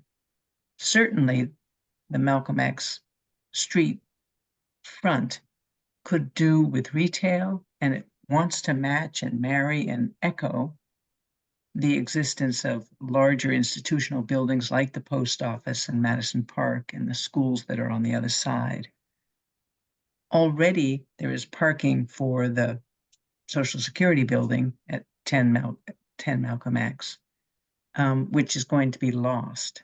When you add that many new tenants, even though I understand that new zoning laws is not going to afford parking for all residents, it's hard to prevent new residents from having cars.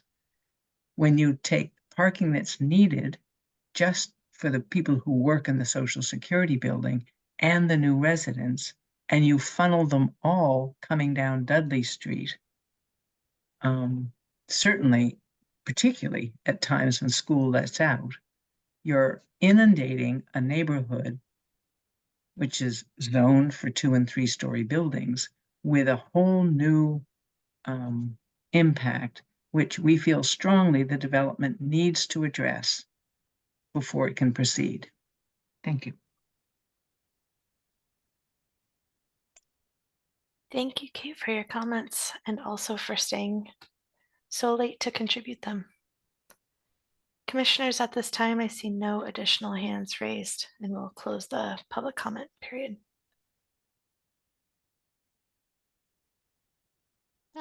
Commissioners, well, maybe I'll just say one thing. I think it was helpful to hear some of the public comments, and maybe I want to ask the proponent is when they come to subcommittee to really zoom out a couple of blocks more. So, and maybe even do an analysis of heights of buildings, because I am seeing buildings like on Dudley that are taller and some that are, smaller. There's a real mix of scale. I don't think seems to me that it's all 2- and 3-story building heights, but I would love a little bit more of a expansive view when you come to subcommittee so that we can ensure that we're really listening to the public's comments as well. And so with that. Absolutely, Mimi. Just take into account the, current existing and proposed development and also, where I know you have drawings that indicate the boundaries of the historic district.